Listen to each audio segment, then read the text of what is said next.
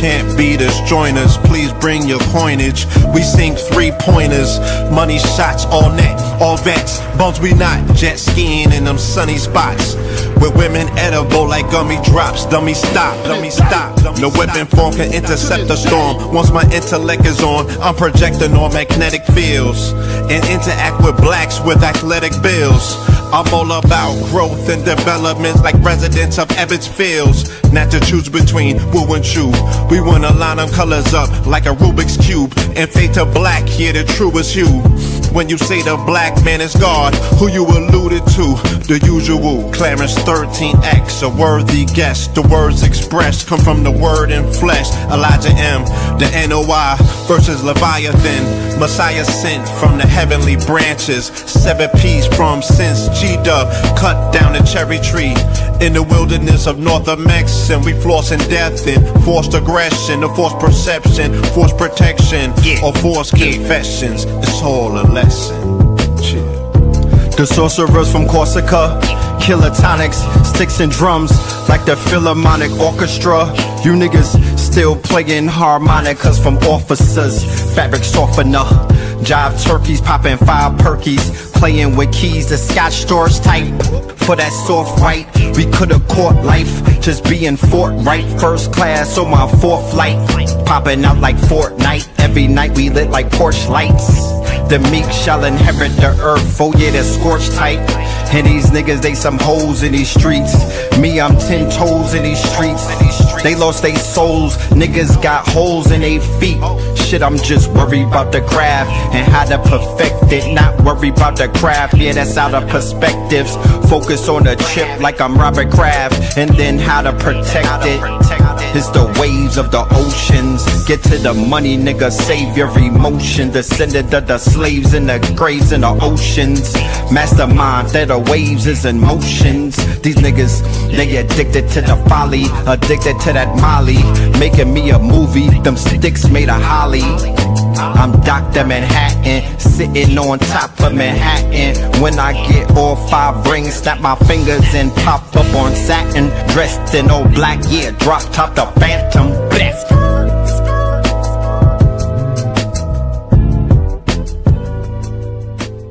Crumb TV.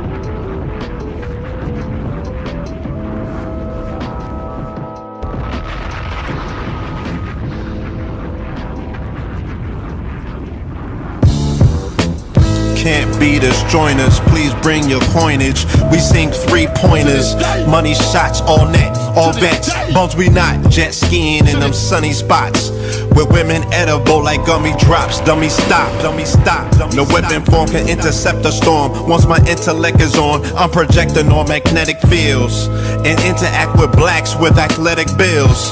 I'm all about growth and development like residents of Ebbets Fields. Not to choose between woo and chew. We wanna line them colors up like a Rubik's Cube and fade to black, yeah, the truest hue. When you say the black man is God, who you alluded to? The usual, Clarence 13X, a worthy guess. The words expressed come from the word in flesh. Elijah M, the NOI versus Leviathan. Messiah sent from the heavenly branches. 7 P's from since G-Dub cut down the cherry tree. In the wilderness of North Mex, and we flossing death and forced aggression, or forced perception, forced protection, or forced confessions. It's all a lesson. The sorcerers from Corsica, killer tonics, sticks and drums like the Philharmonic Orchestra. You niggas still playing harmonicas from officers, fabric softener. Jive turkeys popping 5 perkies, playing with keys, the Scotch stores type.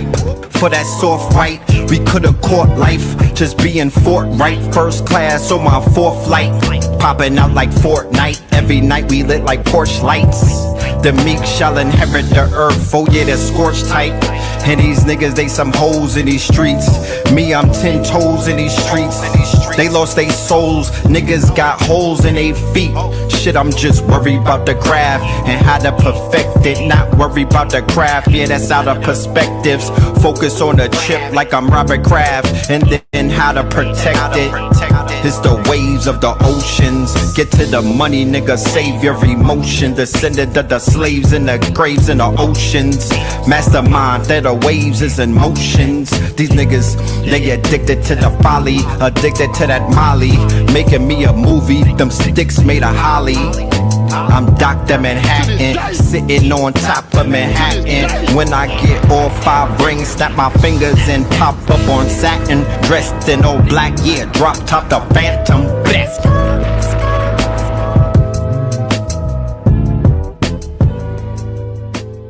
Crumb TV. Shout out to Crumb.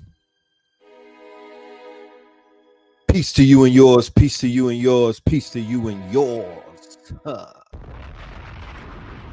Peace to you and yours. Peace to you and yours. Peace to you and yours. Let me know how we sound on the audio. Let me know how we sounding on the Let me know how we sounding on the audio. Peace to you and yours. Peace to you and yours. Yes, ladies and gentlemen, you are now rocking with the best. Yes, this is your host for the evening, Brother Red Pillar, and we are here for Melanin Mondays. Yes, indeed. Yes, indeed. Okay, episode 4, Boys Are Us, ladies and gentlemen, from that When in Rome series. And that song that you just heard, ladies and gentlemen, that right there is Theta Waves, featuring the blue pillar and the red pillar. All right. Shout out to Crumb TV on the edits. All right. Yes, sir. New music all this month. New music. This is going to be a lot of music. Let's get ready. Let's go ahead and do the roll calls. All right. You feeling that track? That's what's up. Yeah, I'm feeling it too. That's one of those. It's one of those nuggets right there. All right. So yeah, let's go ahead and let's do the roll call. Let's get this show going. We got Bridgeport, Connecticut. That's where my grandfather's from. Shout out to Bridgeport.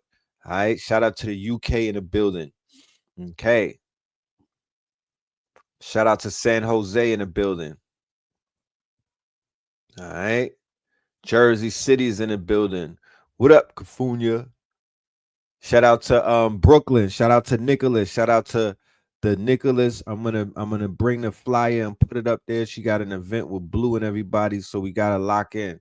Shout out to BK, Nashville, Tennessee, Bangkok, Thailand, the UK in the building, Charleston, South Carolina in the building, Flint, Michigan is in the building. All right. We have Memphis in the building, Highway 101, London, UK, Hartford, Belize, Flint, Michigan, Hawaii, San Jose, New Bedford, Charlotte, Coney Island, Long Beach, Delaware, Austin. All right. Yeah, they lost their soul. They got holes in their feet. Massachusetts. Yeah. Pick your pen up.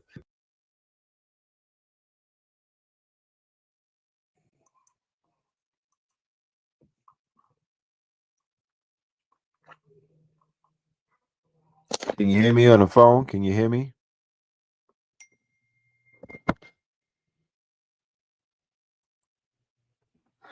Check.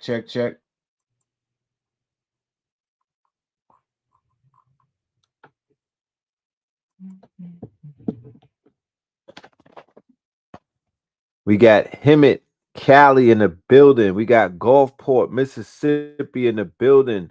Algiers. Shout out to Algiers, the NOLA. Los Angeles. All right. Jackson, Mississippi. Gary, Indiana. Fiji. We got Phuket, Thailand, Ireland. North Las Vegas. You know what I'm talking about? Cleveland, Cleveland, Huntsville, Johnson, Greenville, Dirty South Atlanta, Jules Santana, Gainesville. Y'all get y'all music up. We bringing back a music segment on the channel. It more than likely is going to be on the original Notaless channel, not this right here. This right here is going to be strictly for the information and the lectures and things of that nature. We're going to be shifting things to the other channel, and that's what we'll be debuting more of this music centered demonstration. Covington, Georgia. Okay. Detroit in the building, Cleveland in the building, Philly in the building, Seattle in the building, Stanford in the building. Shout out to everybody pulling up on this beautiful Monday. You already know what it is. You could be doing anything else, but you are here with us and we are here with you. All right. Shout out to everybody that was with us yesterday. Okay. We were wrapping up Janice to Jason. That was part 3. Blue Pillar was in the building. He pulled up towards the end. You feel me? And yeah, man, we definitely want to say shout out to everybody that was in the building. Shout out to the people leaving comments, communicating, building with us. All of that is appreciated. Another thing that I wanted to ask, because I was looking at the numbers on the channel, like they have the analytics in the back of the thing, and it doesn't seem like the numbers are moving to match the numbers that we're doing in terms of the watch. Like we're getting a lot of watch, we're getting a lot of people watching the videos. The numbers are doing good, but it's like the subscriptions are just stuck at a certain number. You feel me? So it's like I don't know if people are trying to subscribe and it's not showing us the count. But yeah, we want to get our subscribers up. You know what I mean? We want us to spread the word. Hold.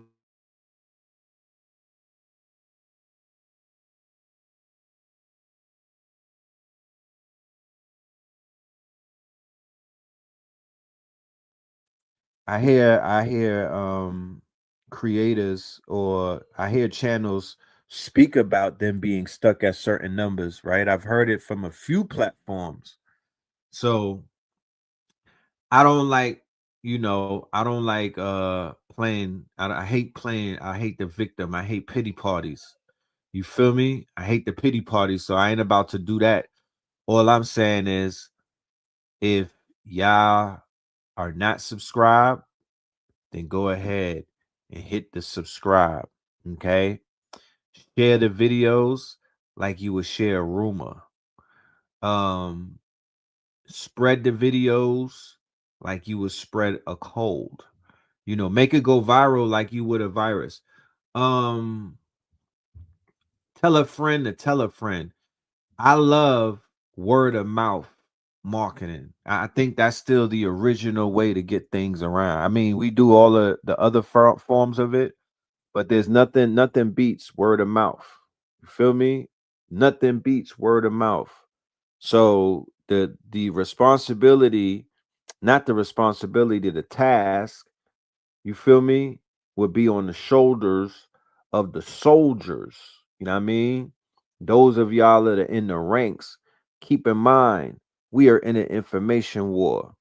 Keep in mind, we are in an information war, and there are intelligence agencies that say that they rule by deception. Keep in mind that we are in the midst of what they call a culture war, which translates to an information war.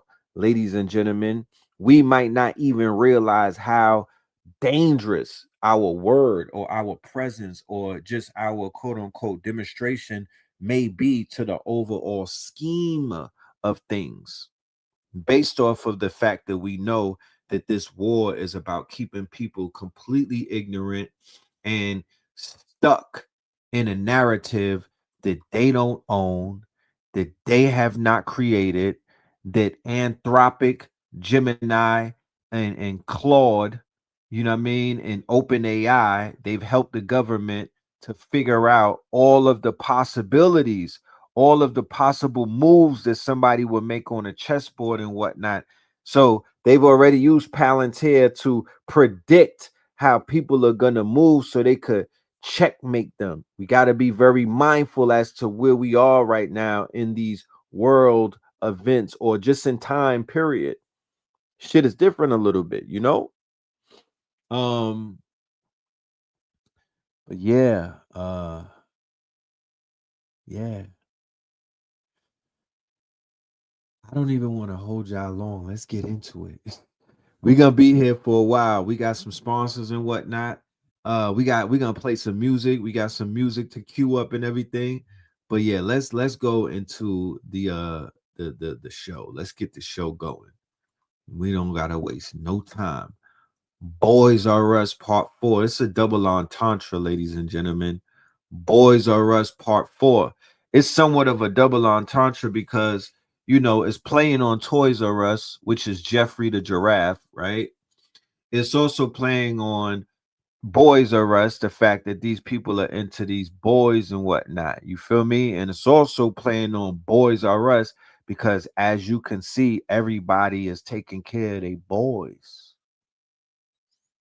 right? Everybody is taking care of their boys. Everybody is expected to cover their boys right now. Everybody is literally standing up for their mans in them. That's my boy. You know what I mean? You know what I'm talking about? That's my boy. That's what boys do. You know, Cyndi Lauper said the girls want to have fun.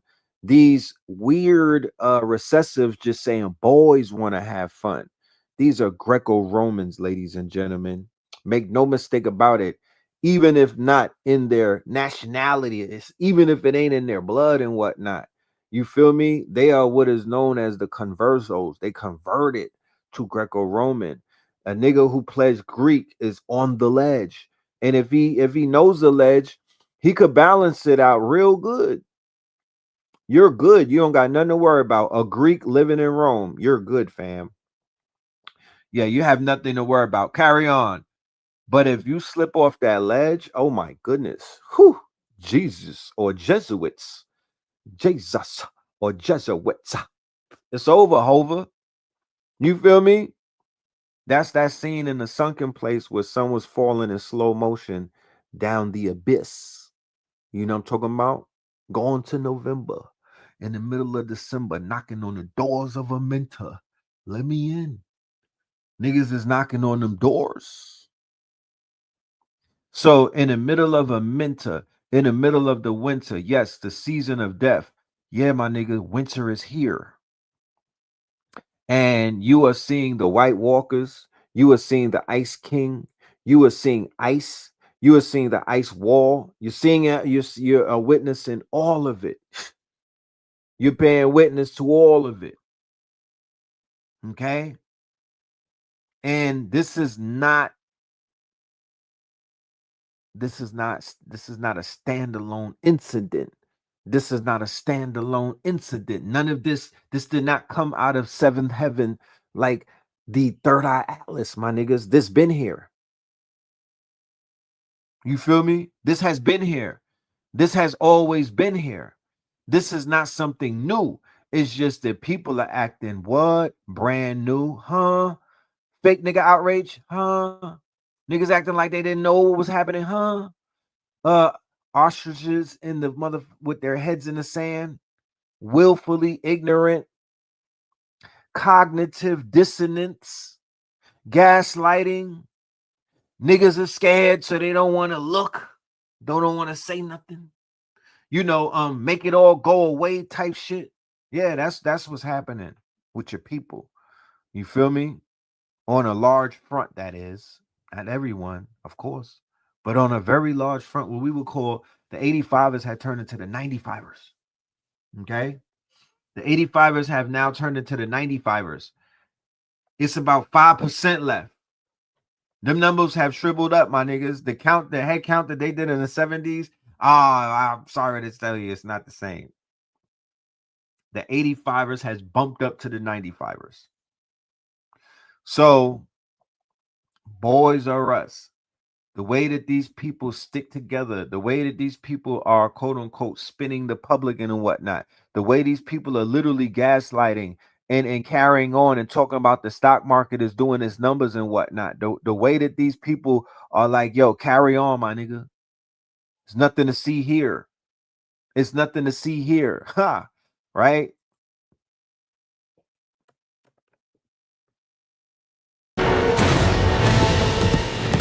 February.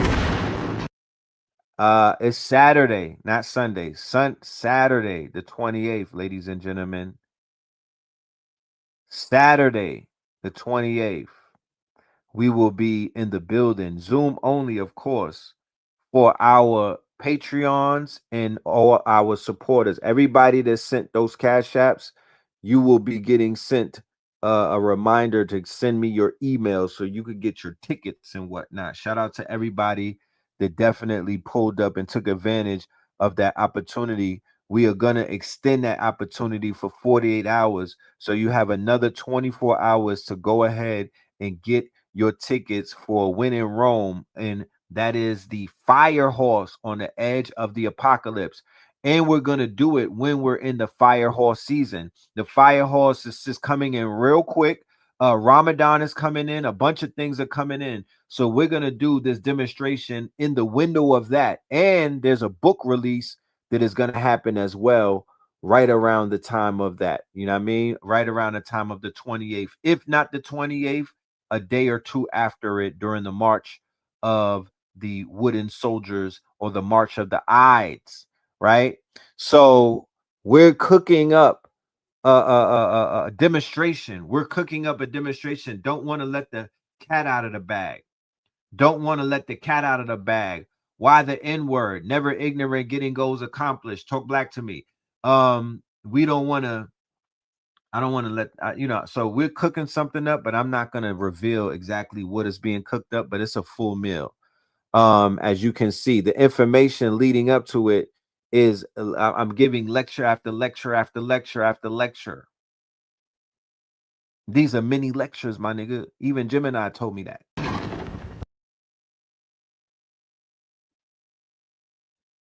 Get familiar with that face until her head goes rolling. Scam Bondi, Pan Bondi. I know a whole bunch of people that said that they was ready to pack up this weekend after seeing the district attorney of the United States of America is Scam Bondi. They were like, yo, I'm ready to go to Kenya. Like I show speed. And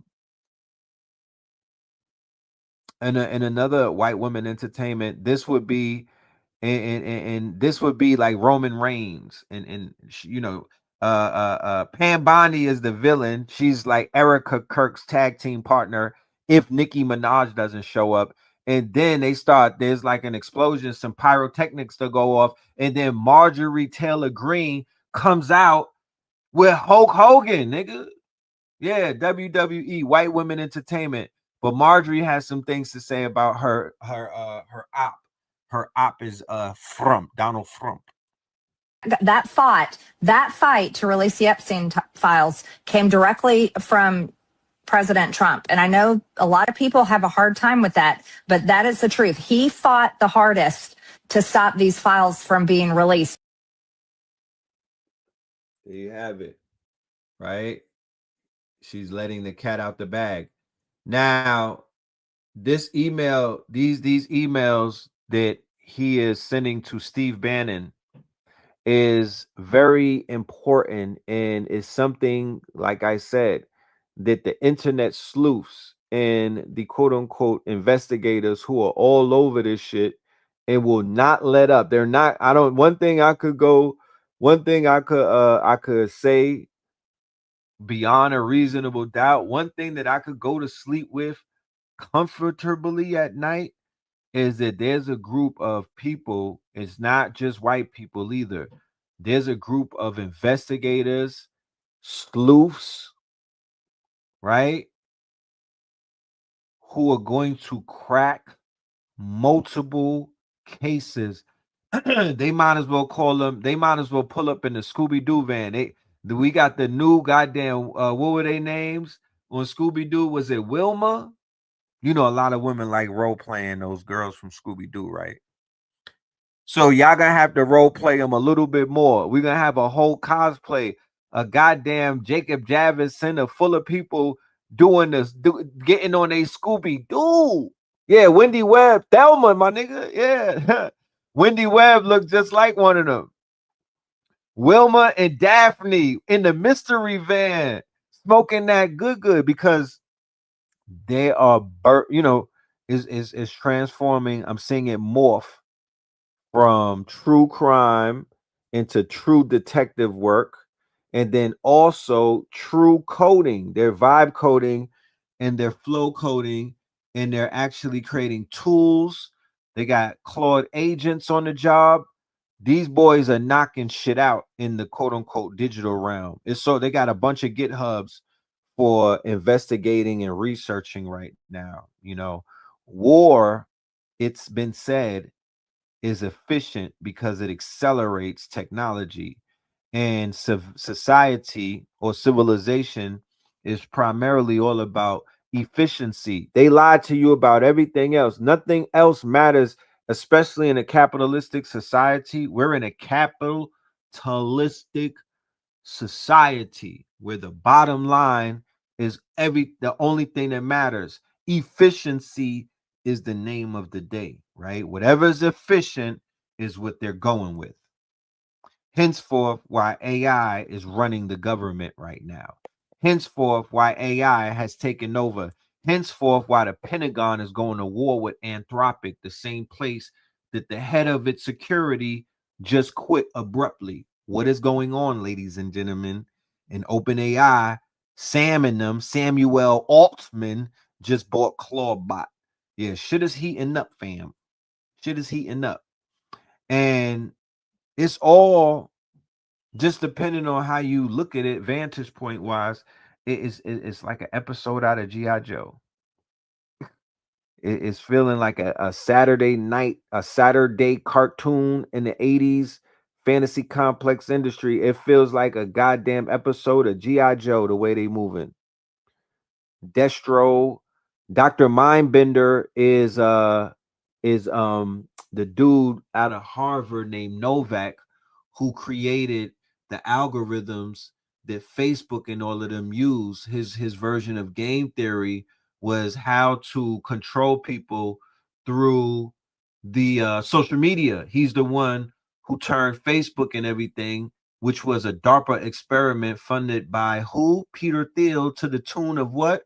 $500,000. I bet nobody told you that one. I bet you didn't know that one, that Peter Thiel was the initial investor of Facebook in the beginning and whatnot, when they were all in Boston, all over there in by Harvard. Okay, they were all there. Zuckerberg, Epstein, Novak, Thiel, in the early days, building this whole thing out, and then created the algorithm that you know now as Meta, right? To control social media, to control behavior, to do something higher than what social engineers like Henry Kissinger, social engineers like Edward Bernays, social engineers like the Moynier report. No, they were going further than just mind control through means of with CIA. No, they created social media. That's the mind control. That's what they did. Social networking. That's a weapon. And when you find out that Epstein had his hands in the entire operation to the tune of him funding the Novak, the where's my fact checkers? I got my people who be in there going to the AI. They drop receipts in the chat. Shout out to y'all. I'm gonna start rewarding y'all. We're gonna incentivize, we're gonna reward y'all for doing your work. Epstein funded Novak to the tune of $200 million in the beginning to do what? To go off and not go off campus, create his own lab, and to study how to social engineer and manipulate hyperstition, manipulate the simulacra, manipulate the simulation, manipulate the motherfucking matrix. That's what he did. Beyond anything else, his claim, one of the claims to his fame, and we're going to cover that. That's not on today's show. I'm just giving y'all a primer. Wait till that show happens. Wait till we drop that. Wait till that shit drops. I was holding that for the 28th, but I don't think I could hold that. That's going to drop, like, you know what I mean? My grandfather said even an elephant can't hold a shit. And he's the strongest animal on the planet. To stop these files from being released. So here's a clearance that Epstein had A SCIF, right? It's a sealed room used by government agencies for discussing classified intelligence, and it requires high-level security clearance. So they have rooms, they have clearance rooms where people go into, and they know that even satellites can't even penetrate that, and they have classified conversations and whatnot. After he was convicted of a sex offender in 2018, he was able to go into rooms like that to have conversations. Okay.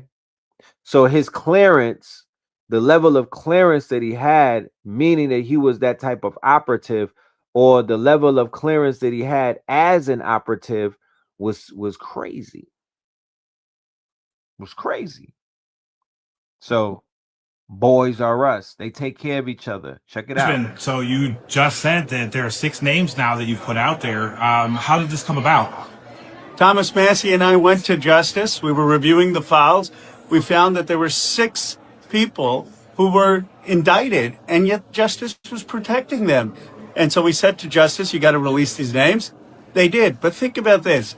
If we found 6 names that Justice was protecting in 2 hours, think about how many names they're protecting in 3 million files. These men are Salvatore Navora, Zorab Mikoladze, Leopig Leonor, Nicola Caputa, Sultan Ahmed bin Sulayem, CEO of Dubai Ports World, and billionaire businessman Leslie Wexner, who was labeled as a co-conspirator by the FBI. It was saying online that the Sultan. I didn't see no white women having marches talking about take all of your Victoria's Secret and burn it.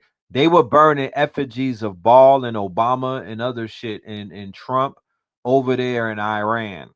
Okay. But I didn't see nobody saying, yo, throw all of your Victoria's Secret out, Bath and Body out.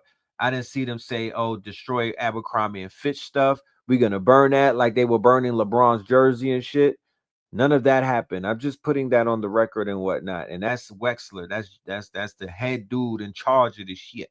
Hold on.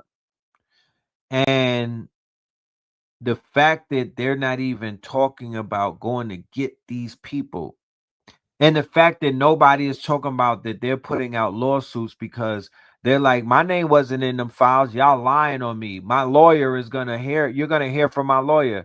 It's people stepping down. It's people self-deporting themselves. Yeah, Les Wexner said he had a demon possessing him since he was a child. Yes, he did. He did say that. He did admit to that.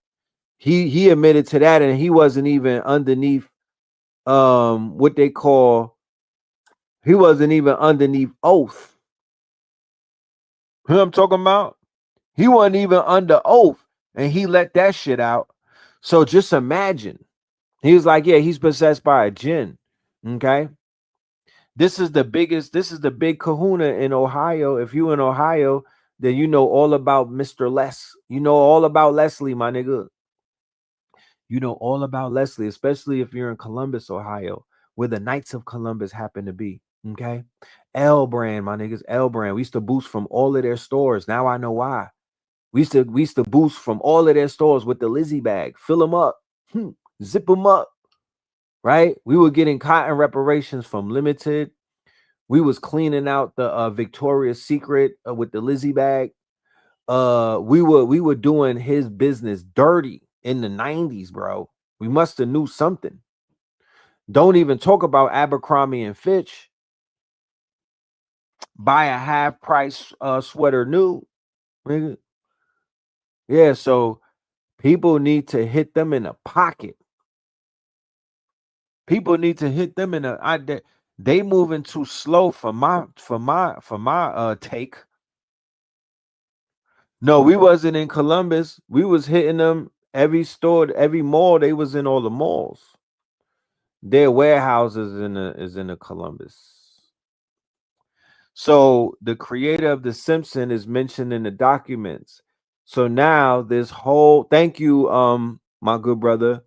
Now the entire cottage industry of, man, Matt Groening, he has to be a psychic, and he has no. They were feeding him information. Remember, they say that they rule by deception. They say that they rule by deception, and their deception is that they have lied. They've been throwing red herrings. They've been hitting people with the okey doke. Okay. They used to burn a cross in a square downtown in Cincinnati. Yeah, the fuck. It wasn't that long ago. It wasn't that long ago. When niggas got grandparents and family members who was getting warmed up by the fire of those crosses that were burning and whatnot. They got a little bit of heat exhaustion from seeing all of that. But yeah, the Simpsons and all of that shit about them telling the future, yeah, that's been debunked. He's awfully quiet, you know?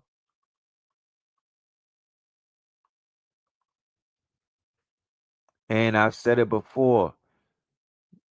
The Simpsons was actually the one cartoon that started it all when they did what? They went up against the Cosby Show, and then it was coming on during the Sarah, what's her name? What was that white lady who was not funny, who used to be in mad characters, but that was all of her personalities and whatnot.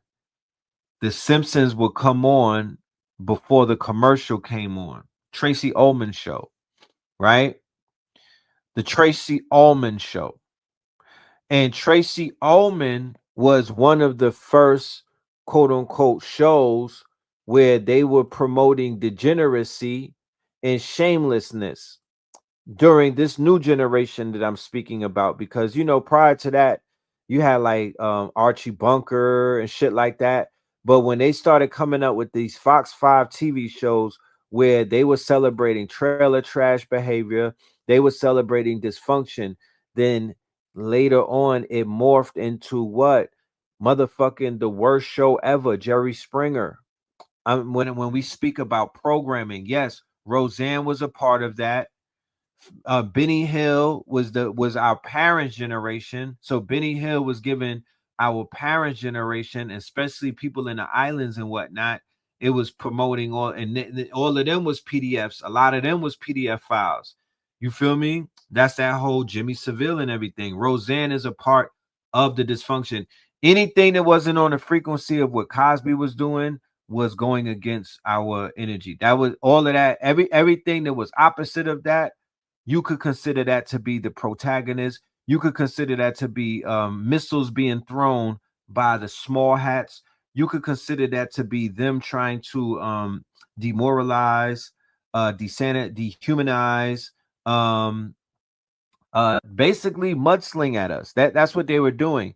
They did not want the depiction of a healthy, melanated family broadcasting around the world like that when they were preparing their campaign, because they rule in deception.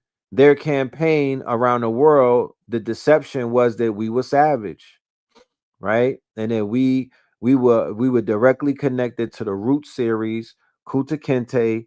We had a brief period in the 60s where we were burning shit. They didn't say anything about us inventing anything. They didn't say anything about us owning anything. They didn't say none of that, right? They only was showing us responding to them assassinating the leaders. Then they jump right on the crack. No, first it was the heroin. They was getting visuals and showing people with the heroin.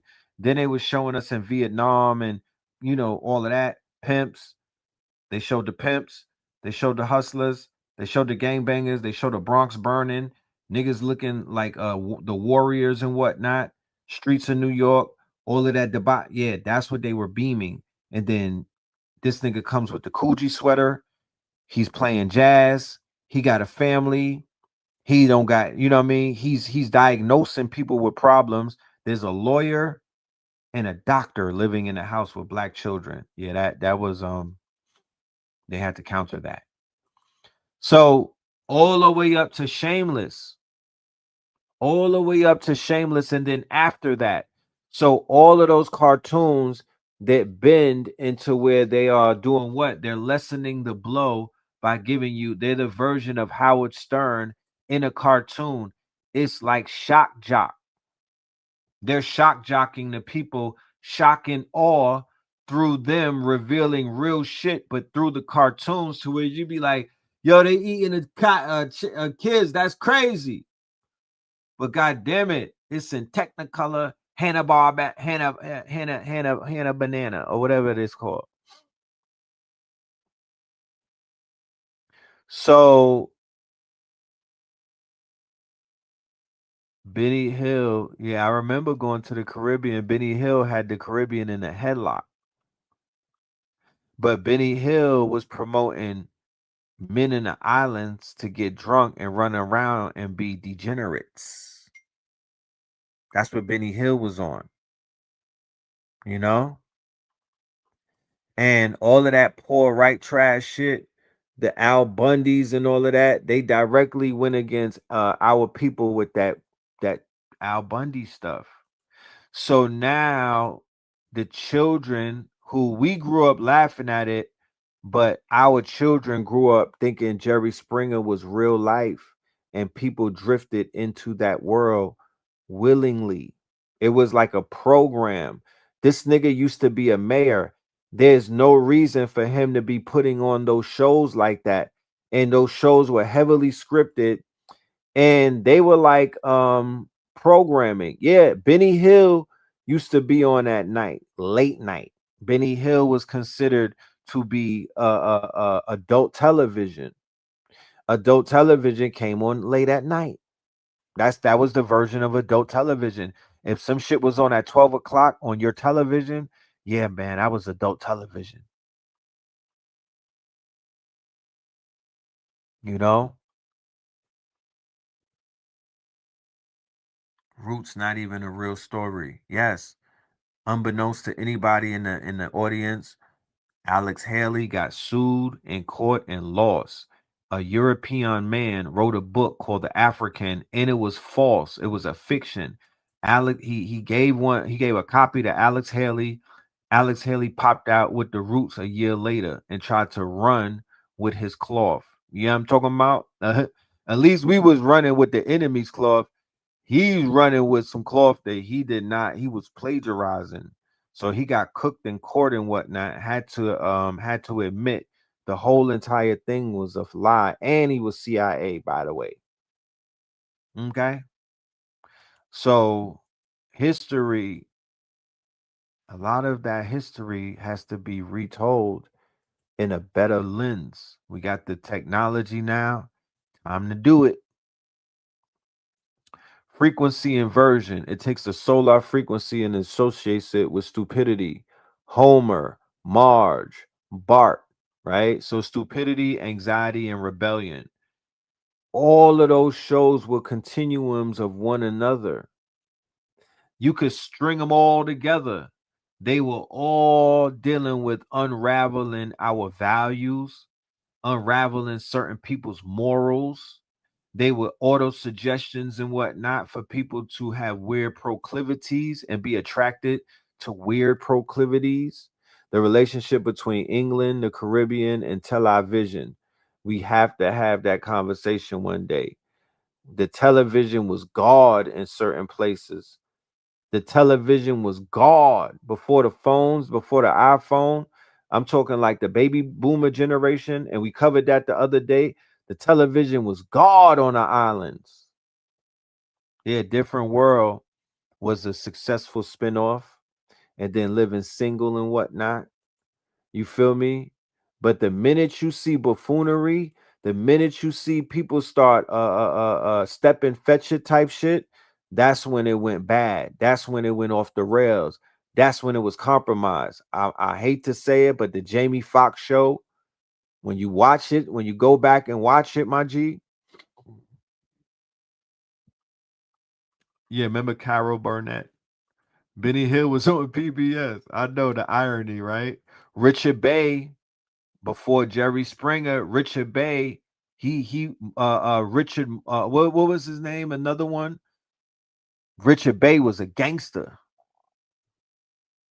He was like a car salesman type of pimp. Yeah, King of the Hill, all of that shit. All of that. Family Guy, all of that. Rick and Morty.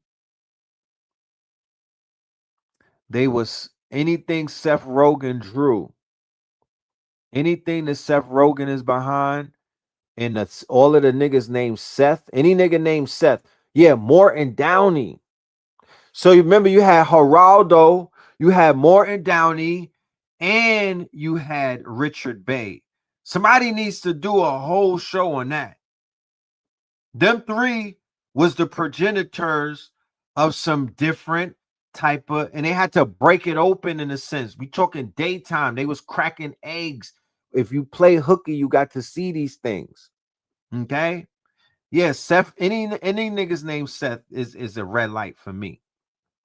No disrespect to all of my Seth. No, fuck that. Any Seth shit is a red light. Morton Downey Jr.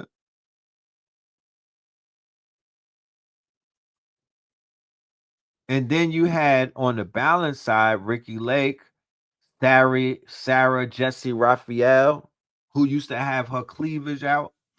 Geraldo Rivera. You know what I'm talking about? And then in the middle of all of that is Phil Donahue. In the middle of all of that is Phil Donahue, who would sit down with Dr. Khaled. He would sit down with a Farrakhan. He was the standard of daytime, quote unquote, talk shows. And he set the bar. If you want to ask, if you really want to know, put a Phil Donahue show on and then go and watch goddamn oh yeah, Jenny Jones. God damn it. Yeah, Jenny Jones too. Put Phil Donahue when he has one of the scholars on, and then put on Jerry effing Springer. And that's your nobody will know how to measure Jerry Springer. Put Jerry Springer and Jenny Jones on. Put Ricky Lake and Robert, because they was coming on together. Remember, Ricky Lake comes from one of these dudes. I think it was Morton Downey. Ricky Lake is a spinoff of one of them dudes and whatnot. These niggas was like, they were like holdovers from the mafia era. That's just for real. Fantasy Island is the whole story of Epstein Island. Yeah, that's crazy, right? Phil Donahue has serious shows. You feel me? All of that was to program the masses. I'm not even I didn't even bring Maury up.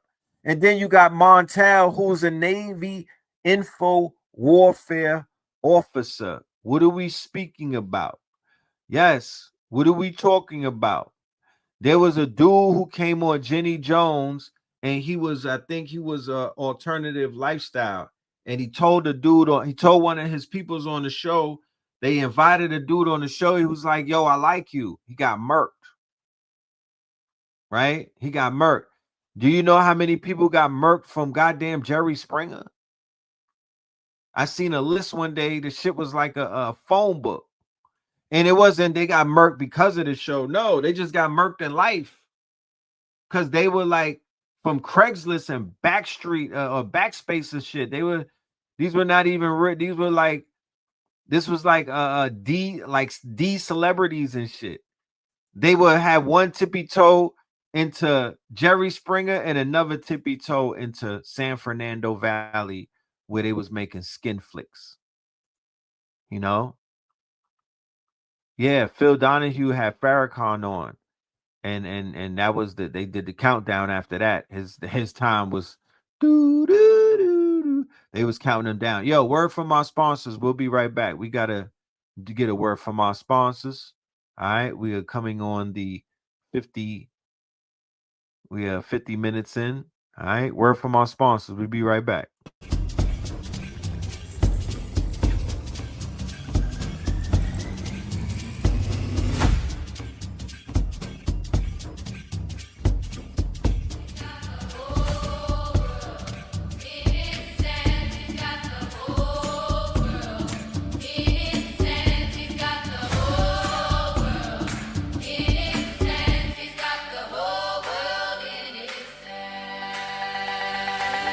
Imaginarium. Blueprints in the planetarium. Imaginarium. Blueprints in the planetarium. Founders get found in the atrium, we carry them. Builders build brick by brick on the mantle to spin. Best nation, imagination, stamp the atlas in. Kill lights up, code hum like a seraphim. From prompting the prophet, watch the merits win. We craft a myth, then market it, establish it. Imaginarium with raw Yes. Shout out to all of the people signing up to the Imaginarium, ladies and gentlemen. I'm going to drop the link to the Imaginarium. We are accepting entries. We have a free tier. You'll be able to see what we're doing in there, but I do suggest that you go ahead and get the paid tier so you could be in class every Friday in the Imaginarium as we build out these worlds. Now, I know y'all seen how these AI movies are being made. I know y'all see the level that it has leaped into. I know y'all see how serious it's out here. So I'm letting y'all know Imaginarium is the place where we will be building movies. We will be building real-time assets. We will show you how to monetize your quote unquote the citrines have access. Yes, the citrines have access. The opals, they have access to 2 weeks out of the 4. The citrines, you have full access. Y'all are grandfathered in. Okay, so welcome. Membership comes with perks at Patreon. Your membership comes with a perk. So Imaginarium is our new project. This is going to be I'm going to be locked in on this. I'm talking about to the point where I might not even be doing that many lives like that because I'm going to be locked in hands-on. This is an accelerator. It's going to turn from a workshop into a workspace. So like I say, Imaginarium, the whole world is in our hands. All right. We have the whole world in our hands.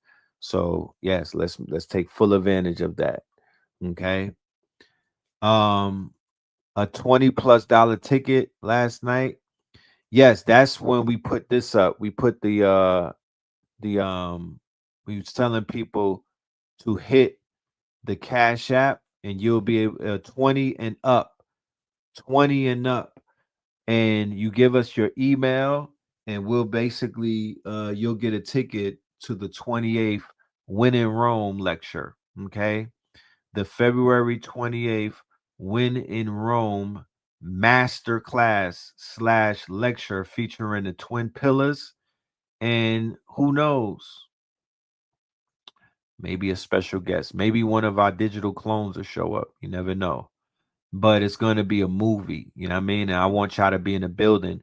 For the family who buys the ticket from the website, you go to Eventbrite, you are going to have access. You pay full price. You will now have access to the book that is going to be released on that day as well, called All Roads Lead to Rome. All right. When in Rome, we putting a book out because we've been doing this for more than damn near 10 years. So all of the research is going to get compiled because we are now in the era of no longer conspiracy theory, ladies and gentlemen. And we're going to have a show that's going to speak on that as well. We are in no longer conspiracy theory. We are in theorem. And what is theorem? Theorem is when conspiracies become real. Okay. When conspiracies are proven, they turn into the theorem. So we are in now the theorem, ladies and gentlemen. And where do we go from here? That's the $1 million question. Where do we go from here? Was he the person in the torture email? Is that correct? That is correct. I mean, that is the person they were protecting. Why not put out his name? He's assaulted a powerful person in Dubai. He's obviously allegedly involved in these crimes, and he's involved in sick emails, and yet they were protecting that. Now, we found these in 2 hours. Just think about how many men are being protected. And then Donald Trump has scrubbed the files at the FBI. That's the biggest thing.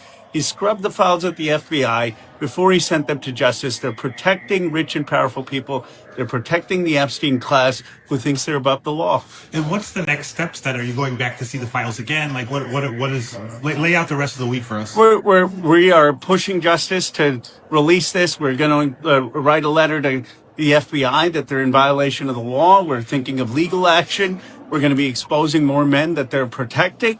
But ultimately, this is about two tiers of justice. This is about a sense of a system where some people think they're above the law. And Nah, bro. That ain't how it works, bro. Do you see what they're doing? He's like, oh yeah, we're gonna send some email. Like I said, boys are us. Imagine if it was some niggas with email being dumped.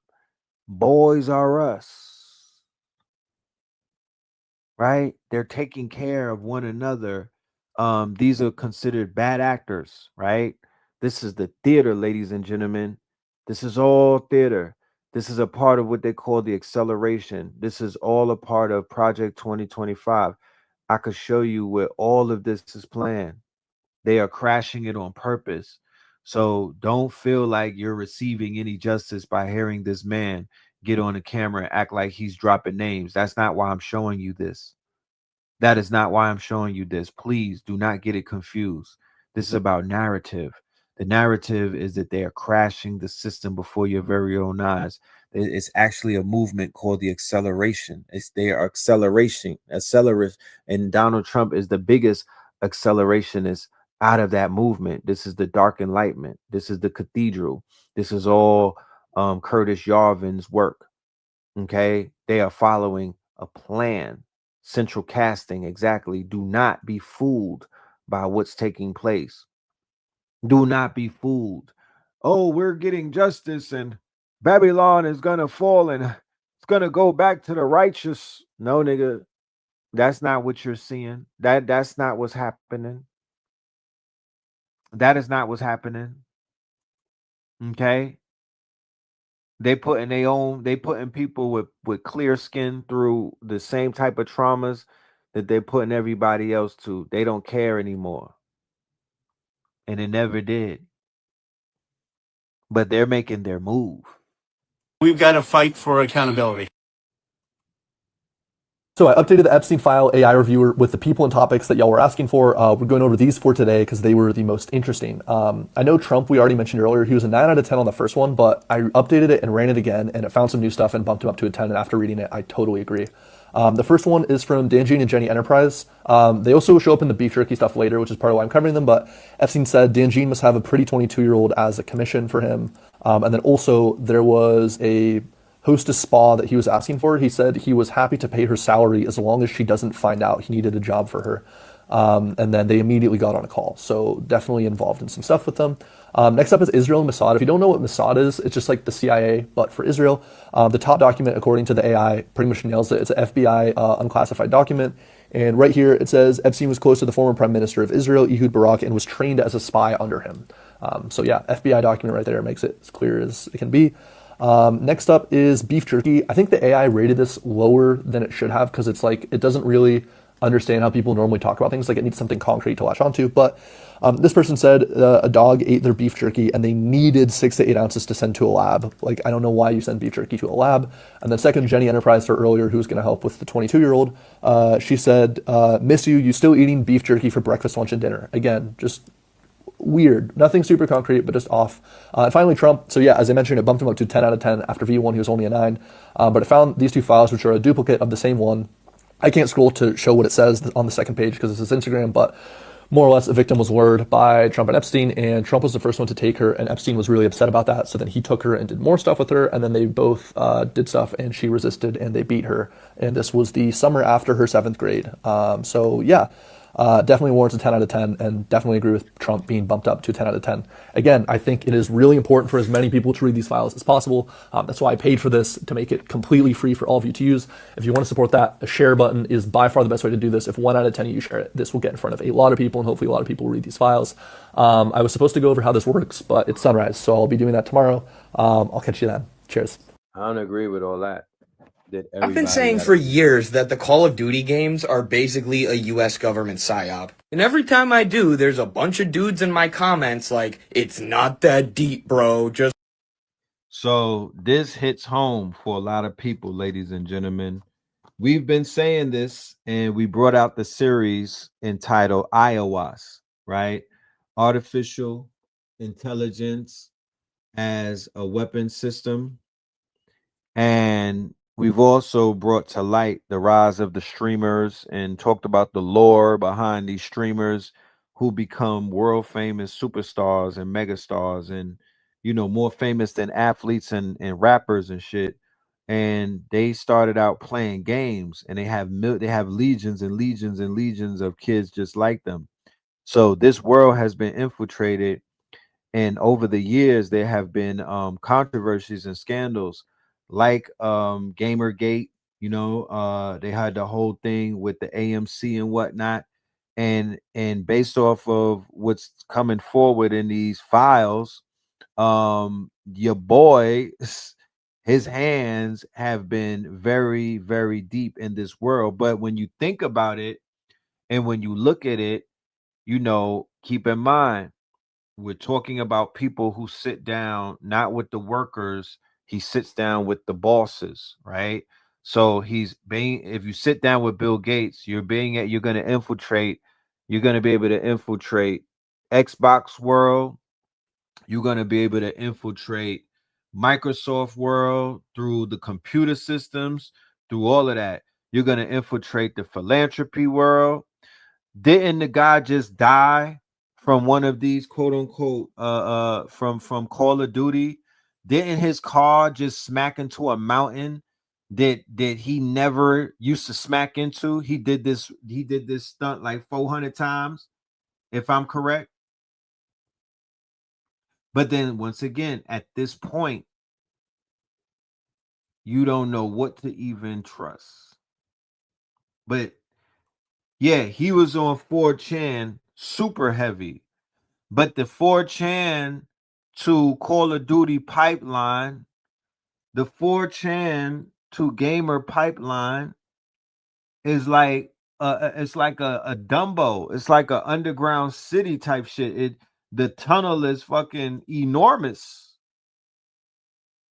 The 4chan to gamer pipe. So y'all been playing against 4chan people the whole time, brothers and sisters who are considered to be gamers. You know what I mean? Y'all been embroiled in these anons, these anonymous and whatnot, right? These people who are, you know, they'll let you know how they feel about you during the game. Jeffrey was out there murking niggas in Call of Duty.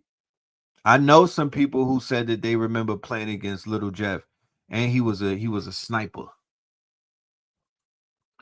So why wouldn't these creeps who literally own these companies not be using these companies, right? To their level of manipulation is social engineering.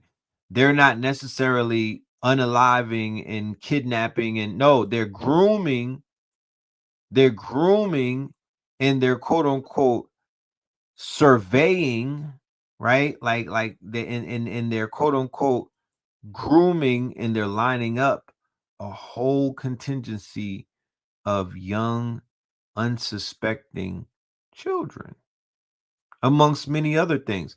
But let me stop talking and let's play the video. let people have fun, bro. But now we have leaked emails between the creators of Call of Duty and one Jeffrey Epstein. And in these emails, the president of Activision says, I am all for indoctrinating kids, before Epstein goes on to tell him that he should start filling his games with microtransactions, which they did that very same year. And people are now saying, oh my goodness, all of the conspiracies are coming true. But this wasn't hidden. I've been trying to tell you guys this. The U.S. State Department and intelligence agencies have been heavily involved with the creation of these games from the beginning.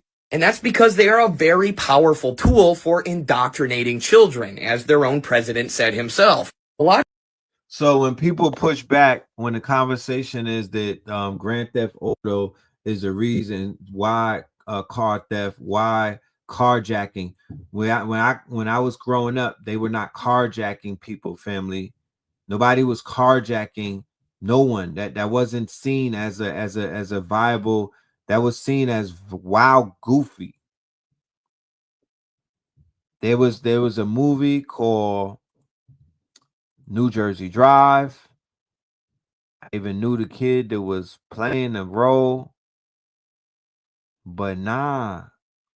So when people say, yo, that GTA shit is what got these kids out here with these guns and whatnot, and it got people, throwing women in the trunk, just doing all type of shit. They like, nah, man, not the video games. Let these kids have fun. A lot of people, and especially kids, don't ever really take the time to deeply study geopolitics. So a lot of their ideas about the world are absorbed passively through the entertainment media. In these games, the basic message is that America good and all of America's enemies bad. You can bury your head in the sand and ignore that if you want, but that just makes you easier to control. It makes you more of a sheep. Most of these games aren't even good anyways. Why don't you play something that's actually fun like The Witcher 3? I'm an RPG guy. I've never been a fan of these first-person shooters. Like the lowest form of entertainment possible.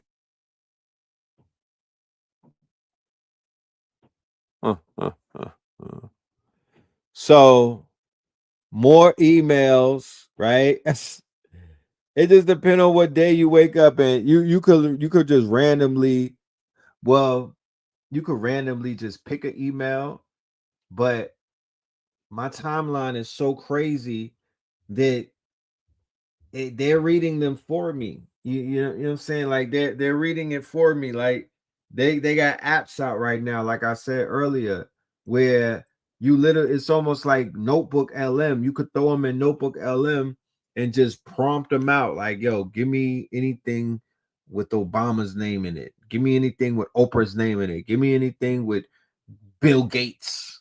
So one person that needs to be in jail right now, and if you see him, you should run down on him and commit a citizen's arrest only because he married his daughter. We're not gonna say guilty before. Well, he married his daughter. Nigga still went to go see his movies. That's Woody Allen. That's a person that the baby boomers were holding up. You feel me? I don't know this infatuation that black liberals have with Woody Allen, but they let him marry his daughter, his stepdaughter, who was a baby, right? Woody Allen. His emails is crazy.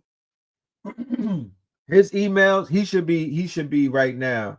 Somebody should just lock him up in an elevator. Just do your due diligence. Deputize yourself, my G. You know what I'm talking about? Go get Woody. Because Woody is wilding. And if you care to know, they talked about this nigga being cloned. And they talked about Britney Spears being cloned. But they definitely said that his ass got knocked off in 2019. You know?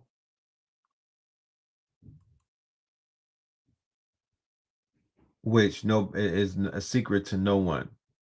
Okay?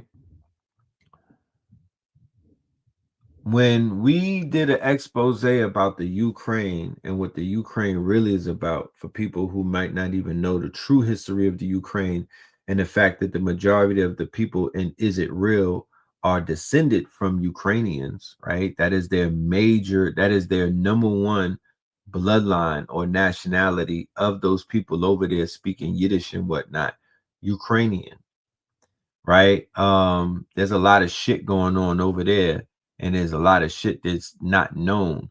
But one of the things that he was dealing with is designer babies. He was dealing with also early research into C19, he was into this whole thing with the Jabberwockies and everything. So everything that got unleashed in the 2020s, these people were behind it and funding it. Leaked email reveals that Jeffrey ran bioweapons facilities in the Ukraine where they tested sperm modifications through injections. Okay. Remember, he said that he wanted to be inside, he wanted his DNA to be in everybody, right? Remember, he said that he wanted his DNA to be in everyone.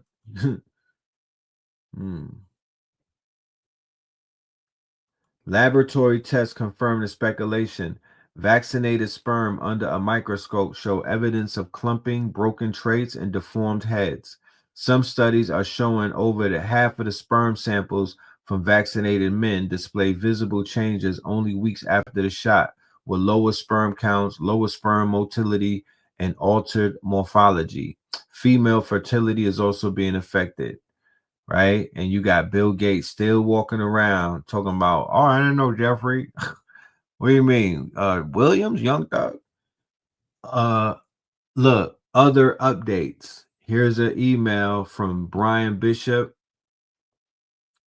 to Brian Bishop. And it says more genetic editing. Proceeding with more mouse testing at my Ukraine lab. Amateur in Mississippi has been testing human sperm modification. This weekend, I'm headed to a biohacking thing. I like implant embryos. Wait, 9 months. Great. And you know, these people are weird of the highest degree. So check this email out. Can you bring back a little black baby or two, boys or girls? That's so Madonna, right? And she said, we cannot thank you enough for another life experience. If the Maasai warriors don't eat us, the pirates from Somalia will. These are some NGOs. These are some small hats talking about your friends in Africa. So 2 years ago on my Facebook page, I made a post and I said, so the descendants of illegal aliens and refugees who stole the gold in the land are now complaining about illegal refugees and the aliens, and they are using the folks who stole their land to be the buffers or the monkey in the middle of this conflict that's brewing, and y'all don't see the psyop. It's all Hegelian dialect. The European in America is nervous because brain dead Negroes are waking up from their slumber and collapsing the matrix. This is all a distraction. I said that 2 years ago when I saw the play. That all of these people that they brought over here from these lands, that when you go over there, you see that they've been suppressing those people on the lands, that they've been pillaging those people's lands, the ones that are running over here and coming over here. Well, they had those people living underneath a more the CIA manipulation, them placing people into power, them taking the petroleum, the gold, the silver, and all of that from yeah.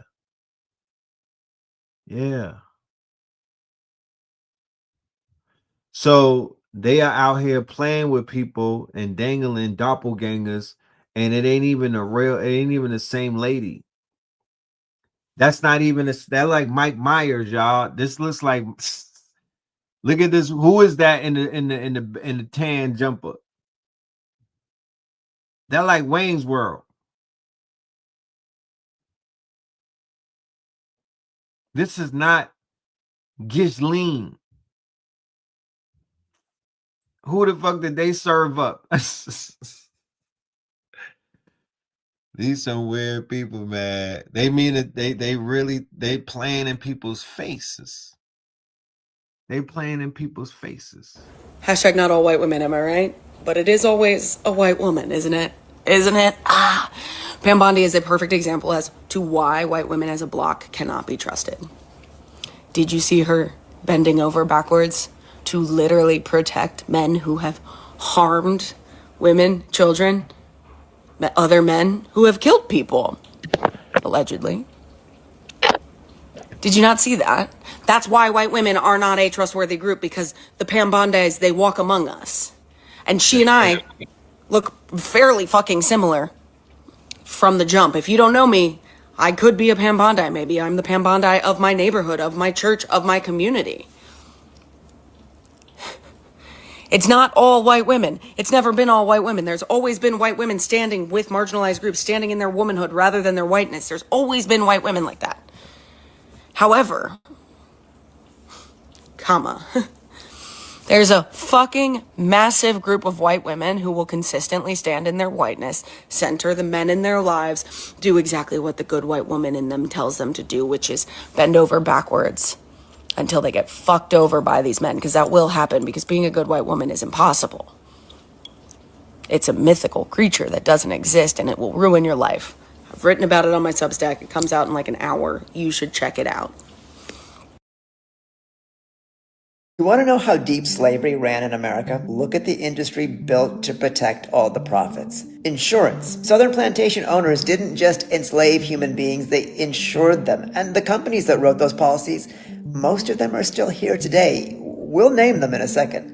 In the 18th and 19th centuries, enslaved people were treated as insurable, like livestock, like cargo. Insurance companies, they wrote policies on enslaved field workers, enslaved artisans, enslaved domestic labor, enslaved people forced onto ships.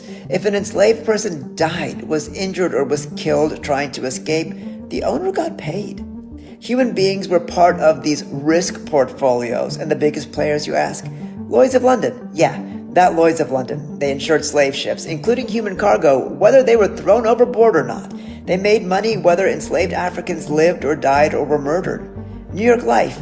The modern New York Life Insurance Company started as Nautilus Insurance, which issued policies on enslaved people used as collateral. They've admitted this. Aetna. Today's Aetna began by writing life insurance policies for enslaved people, compensating slave owners when enslaved laborers died. And the predecessor firms of J.P. Morgan, Wachovia, and Bank of America.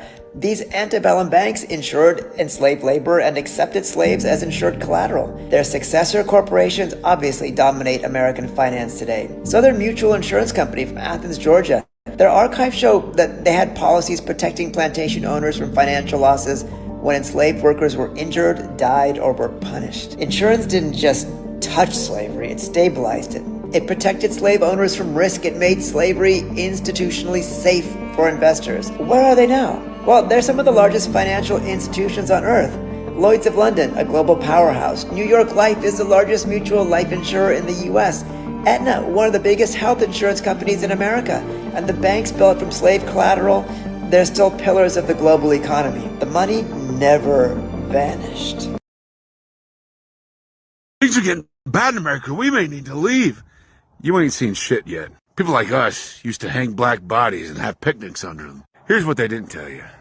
According to the Tuskegee Institute, between 1882 and 1959, there were 4,733 recorded lynchings of black people in the United States. Now, you may have guessed that, but here's what you didn't know. There were also, according to the same institute, 1,300 documented cases of lynchings of white people, but those were white people that got in the way of black bodies. Then between 1910 and 1920, in Texas, several hundred Mexican Americans were lynched in an era called the Era of Blood. The first ever recorded mass lynching was done to the Asian community in 1871, the Los Angeles Chinese Massacre. 19 Chinese immigrants were lynched at once. And the indigenous people of the Americas, we all but exterminated them.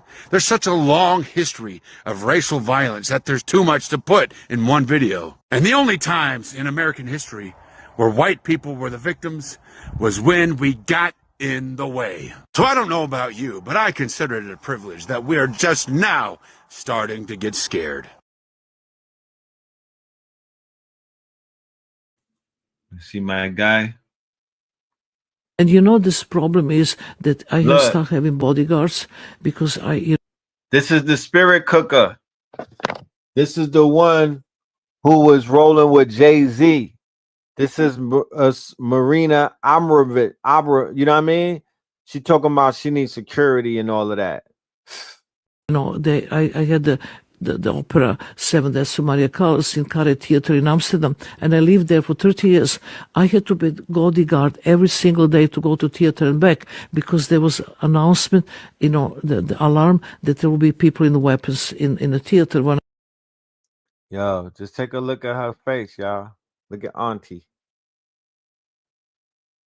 She ain't really aged well. Don't look the same from the Jay-Z video now. A whole lot of what's going on with the nose, with the schnauzer. Yikes. A lot of like a lot of Beijing in there. You know? She literally, somebody said she blew up. Like word type shit. You know what I mean? Wicked Witch of the no. You know, some people get the nose job and knock it down. She got the nose job. She was like, "Give me some more nose." I'm She a there. legend. Because of the She Alex a legend. She said, "Give me more nose." Jones All stuff. of this, yeah. Then, when I was leaving the last day of performance, there was enormous, beautiful made from fresh roses, the heart in the front of theater. And I was thinking this was for me, finishing the work. And they said, no, this is a protest for the children you just eat.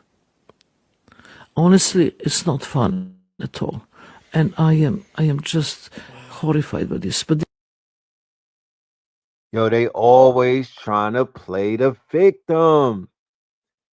The fragility, the caucasity of this lady and her fragility to say that she don't like what? You see how they be, you see how these, yo. There's a reason nothing gets better, no matter who you vote for, what laws you pass, or how hard you scream. Because you're not living in a broken system. You're living in a ritual, and the system is the altar. Give me 60 seconds and I'll show you what they never wanted you to see. Moloch never died. He just put on a suit. Look, in the ancient world, Moloch was worshipped through fire. A bronze bull, children placed in outstretched arms, drums played loud enough to drown the screams. It was not religion, it was transaction. Sacrifice your child, gain power, prosperity, protection. Now look around today. Child trafficking rings protected by governments. Celebrity kids ritualized and destroyed. Youth sent to wars to protect corporate pipelines. Gender experiments sterilizing children under the banner of choice. Still think Moloch is dead? He doesn't need your belief. He just needs your silence. They've evolved the ritual. The sacrifice isn't at the temple anymore. It's in your schools, your hospitals, your headlines. It shows up as war memorials, pharma lobbyists, Hollywood red carpets, UN-sponsored trauma cycles, blackmail networks with island entry codes. You think Epstein was a scandal? It was a logistical node in a spiritual operating system. They don't want your money, they want your compliance while they feed on the ones who cannot speak. Comment scroll if your body just caught up to what your mind always suspected. If you felt the wrongness, the silence, the distortion, this is your confirmation. We're never paranoid. We're decoding the altar. Look, the cult did not vanish. It got syndicated. Want to know how Moloch hides? He hides in progress that mutilates kids, peace funded by war machines, art that glorifies blood and fragmentation, education that never teaches you how to see it, protected by labels like conspiracy theorist, shock psychology, ritual inversion, billion-dollar silence. Moloch isn't a statue anymore, he's a system. And you funded it with your attention. Comment scroll if you've seen the symbols but didn't know what they meant. If you're done feeding a machine that runs on silence, obedience, and innocence set on fire, that's you, then this is your moment. You do not escape it by looking away. You collapse it by naming it. Moloch survives because we stopped calling him out. Alright, so I know the media is making Jeffrey Epstein feel like the biggest villain of all time, but the truth is, Jeffrey Epstein is just right here. He's with the "we fool you." Do you guys see that? The words all the way on the right? He's only right here, okay? What we need to be worrying about is this up here, okay? This is the real problem, but we're going to get to that. I'm going to break everything down. So, first things first, we are all on the bottom, okay? We keep this whole game working. So if all of us people, and I need y'all to repost this, share this to everybody you know, if all of us people decide to not do anything, we don't show up to work, we don't pay taxes, this whole game crumbles. So even though we're at the bottom, understand that we keep this whole thing going, right? Above us, with the we eat for you, that's the celebrities, the actors, the all the people who are in media, right? Okay, so they're there to make us chase the money. They put it in the movies, in the music. It's money, money, money. Chase the money, right? Because look at what's on the top. It's all about the money. So we're keeping them like afloat. So once we end this, they end it. Above them is the government, right? The police, the three-letter organization's government. They're right there and they keep us in our place, basically. And look at it. It says, we shoot at you. No government is here to protect you. And as you see with Jeffrey Epstein, are they stopping the big criminals above them? No, they're not. You see that, right? They're here to control us, the celebrities, the regular people. So really, everybody under the government is on the same team, right? Okay, so now we're going to go above them. Who controls the government? Who controls the police and all the government, right? That's them. This is where Jeffrey Epstein is. You know, these are the people behind the scenes, the bankers, the presidents, the big religious leaders, the pastors that have millions of dollars. All of them are in cahoots. All of them world leaders. They all world leaders, right? All these people, they're corrupt as fuck. They're the ones that are trafficking kids, taking them to Jeffrey Epstein's island and shit like that, right? And then finally, boom, this is where you have the elite families. These are the families that are above all. These families are non-human entities, the 13 bloodlines. Now, the 13 bloodlines, right? What's above them? The money. So all of this is ran on money, but I have to break down the 13 bloodlines a little deeper because then it's going to make more sense into what we're talking about. These are really what are running the bloodlines. The 13 bloodlines, they believe they're special because they have a special blood, but the real enemy are these things. They blend in with everyday people, but in fact, they are not human. These things control the world. These beings have been amongst us since the beginning of time, but you've been programmed through the school system, which is controlled by the Rothschilds, which is these things. But hold on, look.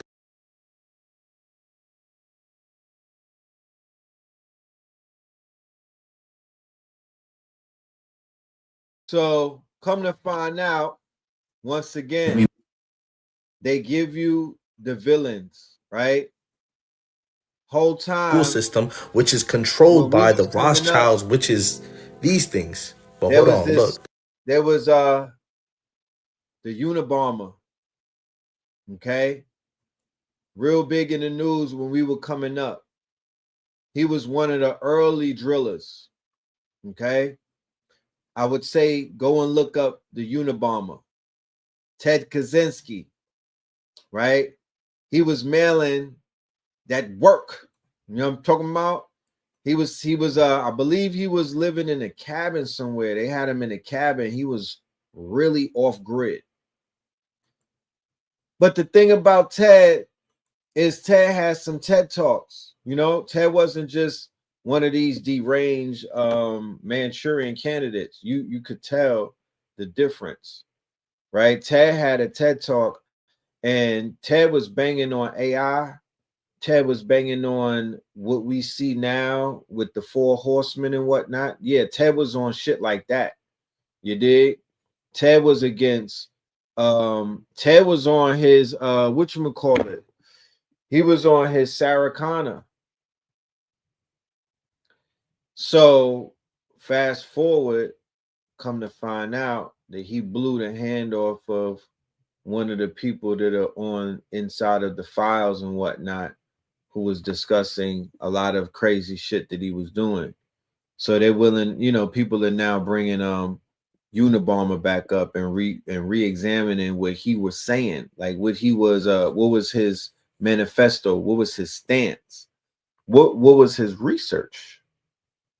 What was his research, that is? You dig?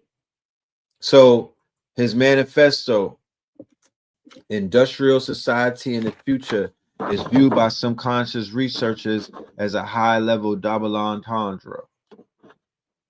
Okay? It was clear. Yeah. Remember that? That was the villain era. So we're gonna do a deep dive on Ted when I do the lecture and whatnot. We're gonna get into a lot of things with him because he's he's an interesting character. And as we can see right now, with the agents, the AI agents taking over, you know, and the multiple things that are going on in the AI world right now. Shit. Yeah, that needs to be spoken about. But let us continue. Check this out as we go into this world that this man was he wrote a manifesto about it. He foresaw, he had foresight, right? He had foresight. So this is the people that he was speaking about that we'll be listening to right now. Let me now go to the technological dimension of the genocide. I was talking to somebody who worked until... Keep in mind, this is Giannis, right? You could just look at Giannis and tell that you're watching another episode of True Blood, American Psycho, and G.I. Joe. So Giannis is speaking about Palantir, right?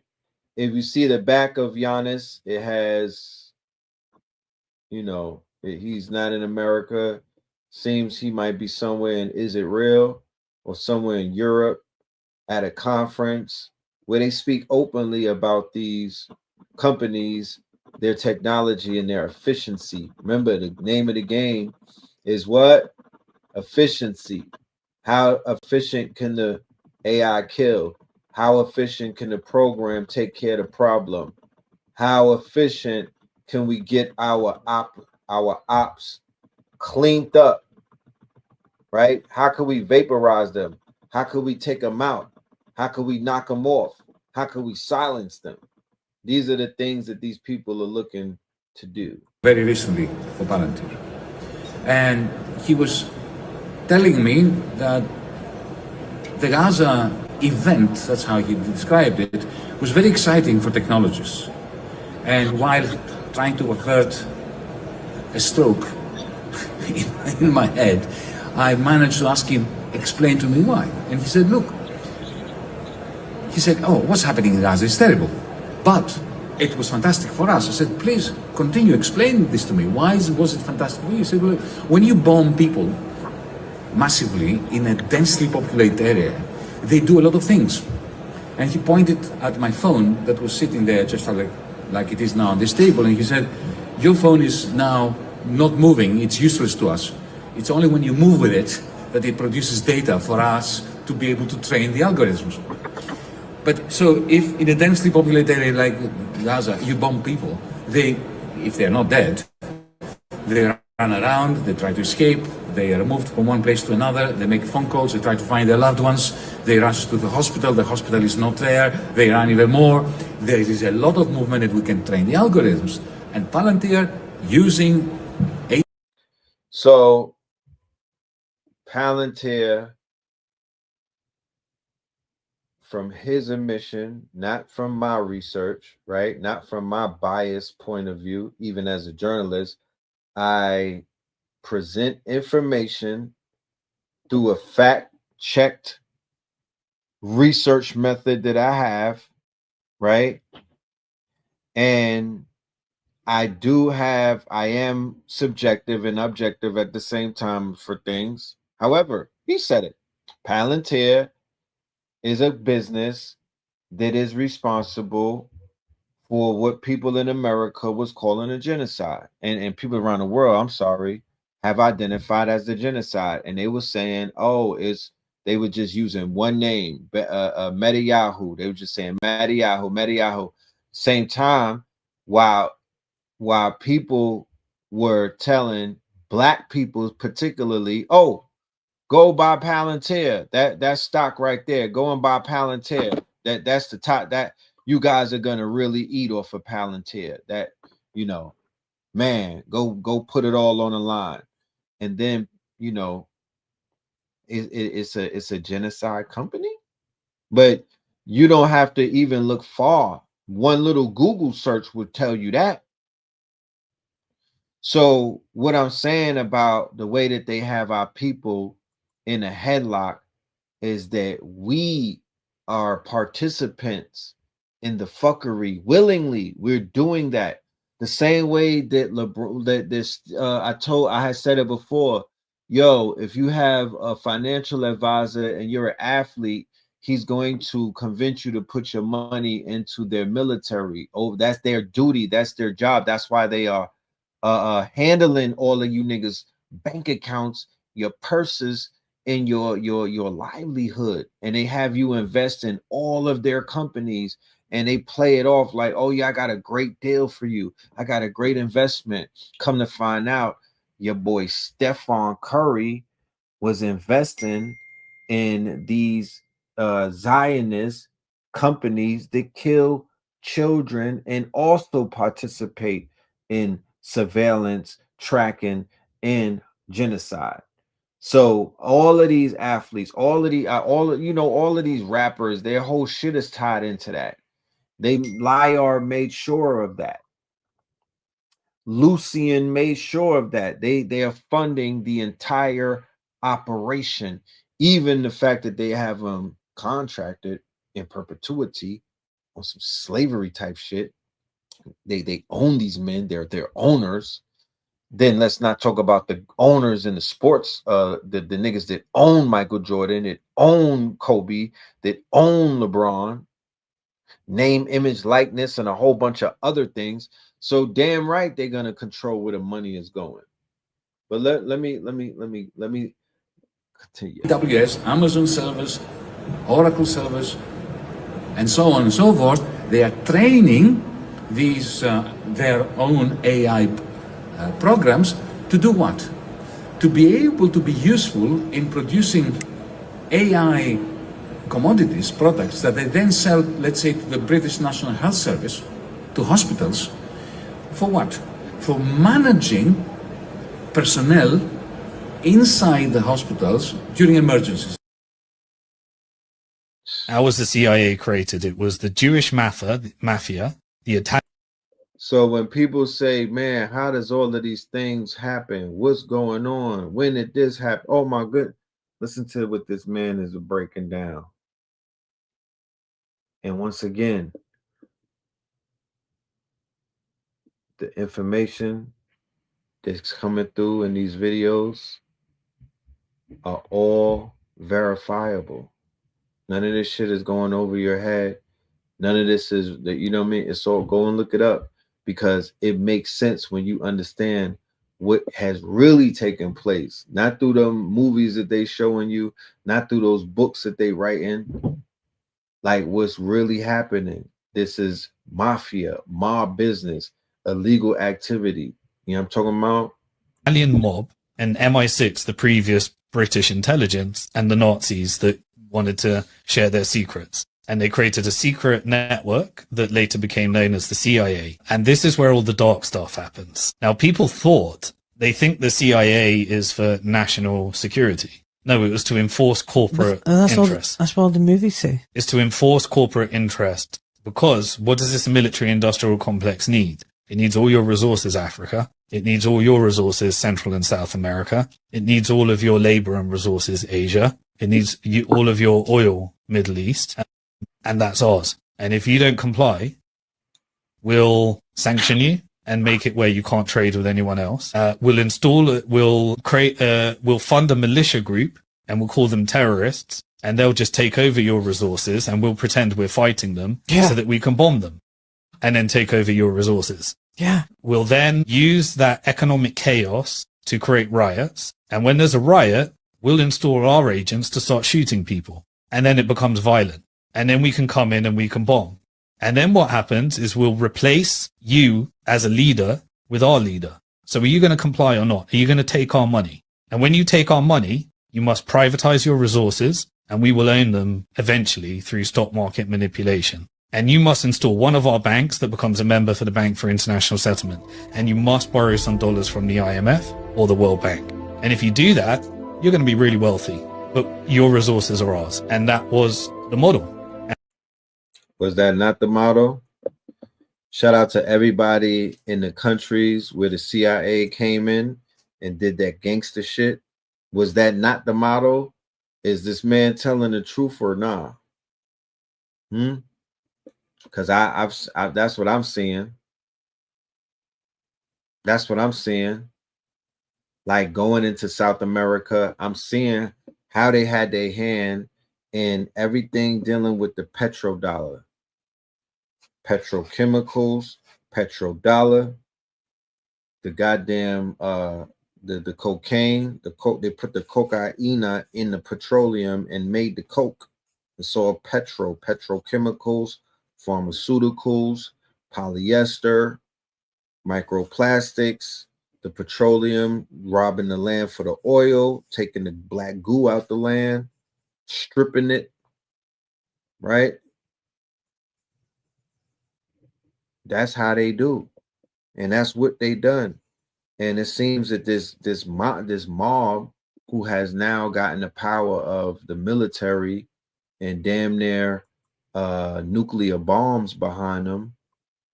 Because remember, the United States of America was in bed with the mafia in the same war that they dropped the bomb.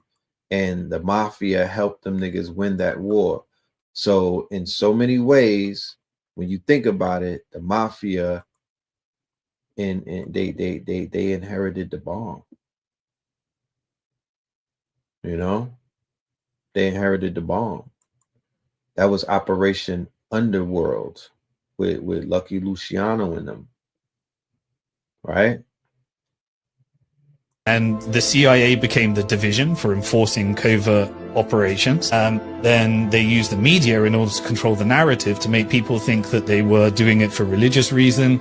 They were a superior race. They were civilized. They were doing it for God because they're God-chosen people, whether they use Christian, weaponize religion, weaponize ideology, weaponize whatever. So, you know, this would weaponize media, technology, military, judiciary, Senate, Congress, democracy, make people think they're voting, make people think their vote matters. When we control them, we pay the politicians, we've rigged every single election around the world. And we're led to believe that America's not rigging their own election. This power structure rigs every election because the goal is that you have to be our bitch to this network. And so you use blackmail, you need to fund it through illegal activities, and the world suddenly makes sense, right? Someone just lost $100,000 betting the U.S. would bomb Iran earlier this week, and if they had been right, they would have won $4 million. Now, you've probably heard of these prediction markets, but what you haven't heard of is how the Pentagon started this whole thing back in 2003 and why insider trading is actually making these markets work better. Stick with me, because this is terrifying. You could thank the Pentagon for modern-day prediction markets. Back in 2003, they tried to launch something called the policy analysis market because they had this brilliant idea where they were like, yo, dog, let's let people bet on events in the Middle East like coups, conflicts, attacks. Their logic was, if markets can predict corn prices, why not attacks in the Middle East, right? Congress lost their shit. They shut it down within 24 hours, and the admiral who was running it, John Poindexter, was forced to resign. Over 2 decades later, it's a $10 billion industry. Now lock in, because this is where it really gets crazy. Like, how does a prediction market work? Why is it more accurate than a poll? Because here's the thing. When you put actual money on the line, people only bet what they actually believe. And when thousands of people bet real money, each person brings a tiny piece of information, like a rumor that they've heard, a pattern they've noticed, and the market just aggregates this into one price. And that ends up being way more accurate than any single expert could ever be. These things are 94% accurate hours before events happens and up to 90% accurate a month out. But this is how insiders are gaming the market now. This is fascinating. Last month, 3 traders made $630,000 betting on Venezuela's President Nicolas Maduro being captured just hours before it happens. These were brand new accounts, all coordinated, all withdrew at the exact same time. That means somebody who knew went and bet a ton of money. People with inside info are making millions on prediction markets because there's almost no enforcement. The agency that regulates these, the CFTC, they're massively understaffed and they can barely keep up. So this should break the whole system, right? All this insider trading? No, buddy. This is the part that still blows my mind. See, all of the insider trading, it actually makes these markets more accurate. And I know it sounds backwards, but lock in with me here. This is the most important part. So say somebody wants to manipulate the Iran strike market and they push it all the way to 80% when it really should be like at a 30% chance of happening. What happens? Every informed trader, aka insider, they see that and they think, wait, that's way off. This is easy money. So they flood in, they bet against the manipulator and drive it back down to a 30% chance of happening. So the manipulator just created a profit opportunity for anybody with accurate information. Keep up with me here, player. Same thing with insiders. When they bet early with private info, yeah, they're making money unfairly, but they're also making the forecast more accurate. Is it fair? No. But is it more accurate? Hell yeah. And so here's what I keep coming back to here. Like, are we okay turning tragedy into a tradable commodity if it means we see it coming? What a time to be alive, right? Remember, I'm telling you. You have to see these Epstein documents I found.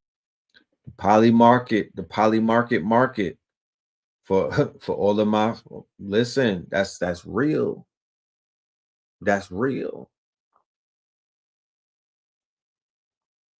That show how Steve Bannon is more deeply involved and how he and Epstein were possibly laundering money through the World of Warcraft game tokens, and how they were using young kids in games to hack computer systems, all sorts of them. Check this out. There's this email between Bannon and Epstein. You can see the file number here and look it up yourself. But they're talking about intelligence agencies in the crowd and how they get hacks. And they say they're not creative. They convince the Spectrum boys to play a game. As the boys are socially, I'm not using the R word, and they just play and give up their secrets, read the kernel. That's the hardware that you have to hack into to get to the software. So that's what they're talking about there. There is also an exchange for money for what is known as zero-day exploits. Hacks that can be bought and have never been used. That's what it means for 0 day. So they're basically buying hacks from young kids playing games on the internet. Epstein goes on to say there are 20,000 hackers showing up at the same place. They will be sharing ideas on hacking crypto exchanges, voting booths, guys. They were working on getting kids to help them hack voting booths, medical records, crypto wallets, all sorts of stuff. They have a competition on which team can break a secure code, kind of like Jeopardy, he says. And this is terrifying. They talk about hacking self-driving cars and planes. And we know Epstein was online talking to gamers, playing with gamers using World of Warcraft because he had an Xbox Live subscription. Here's the cancellation of it when he was convicted of his crimes and had to register as a you-know-what.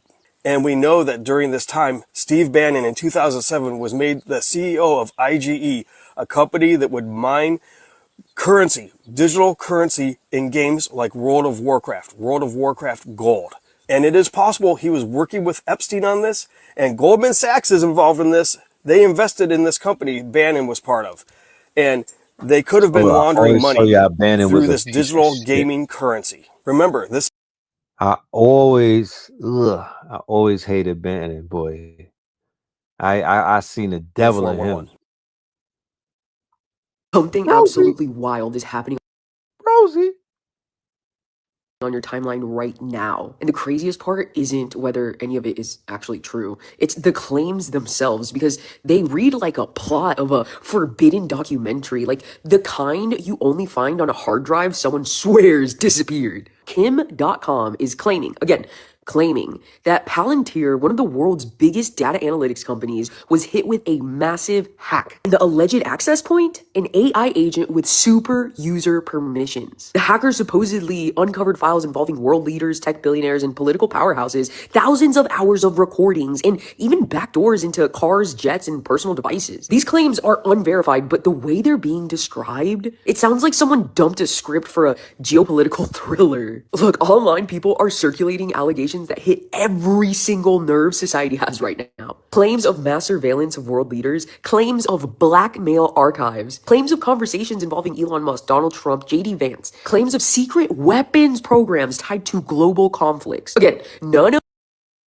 So, just to put into plain English as to what she's exactly speaking of at this moment, the company Palantir, the number one stock, they I heard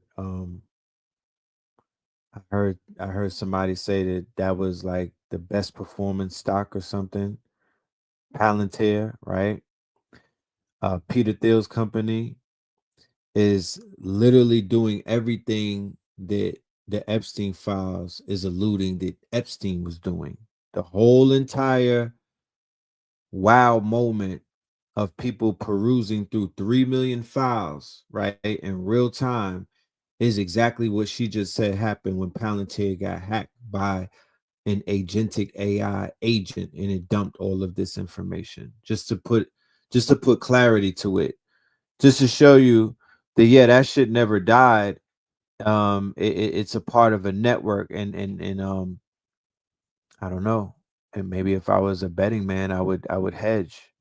this is verified. These are raw allegations spreading across X. And the reason it's going viral is simple. These are the kinds of accusations people assume they'd never be allowed to see, even as rumors. When the internet gets hit with allegations this big, you expect one or two influencers to talk about it. But this time, it's traders, journalists, political commentators, crypto people, anti-war activists, and everyday users all pushing the same screenshots. And it's not because they know whether the claims are real. It's because the claims themselves are insane enough to make everyone stop whatever the fuck they're doing and read it twice. Look, if your gut lit up watching this, comment, scroll, I'll run your scroll scan so you can see exactly why these stories hit your system so fucking hard. Because here's the real crazy part. The allegations target every pressure point the world is already terrified of. Surveillance, AI going rogue, global conflict, political leverage, data weaponization, billionaires under the microscope, companies that feel bigger than governments. So when people saw the words Palantir hacked and super user access in the same sentence, the internet didn't need proof. Their imagination alone just detonated. And that's the part you're not supposed to notice. The claim set perfectly overlaps with the world's biggest fears. Now, whether these allegations end up being debunked, confirmed, or just forgotten, this moment reveals something way deeper. It shows exactly how fragile the global narrative field is right now. How one screenshot from one account can ignite a full-blown fire across half the planet. And it shows how fast truth, lies, rumors, fears, and politics can fuse into a single explosion. If you want the scroll scan that explains why you picked up on this before most people did, comment, scroll, and I'll send it. You weren't imagining it. The field got loud.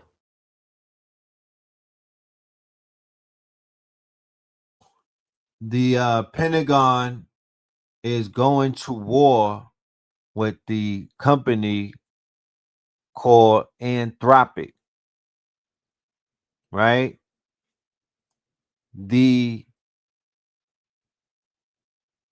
Department of War, underneath Pistol Pete Hegseth, said publicly that Claude is a threat to national security.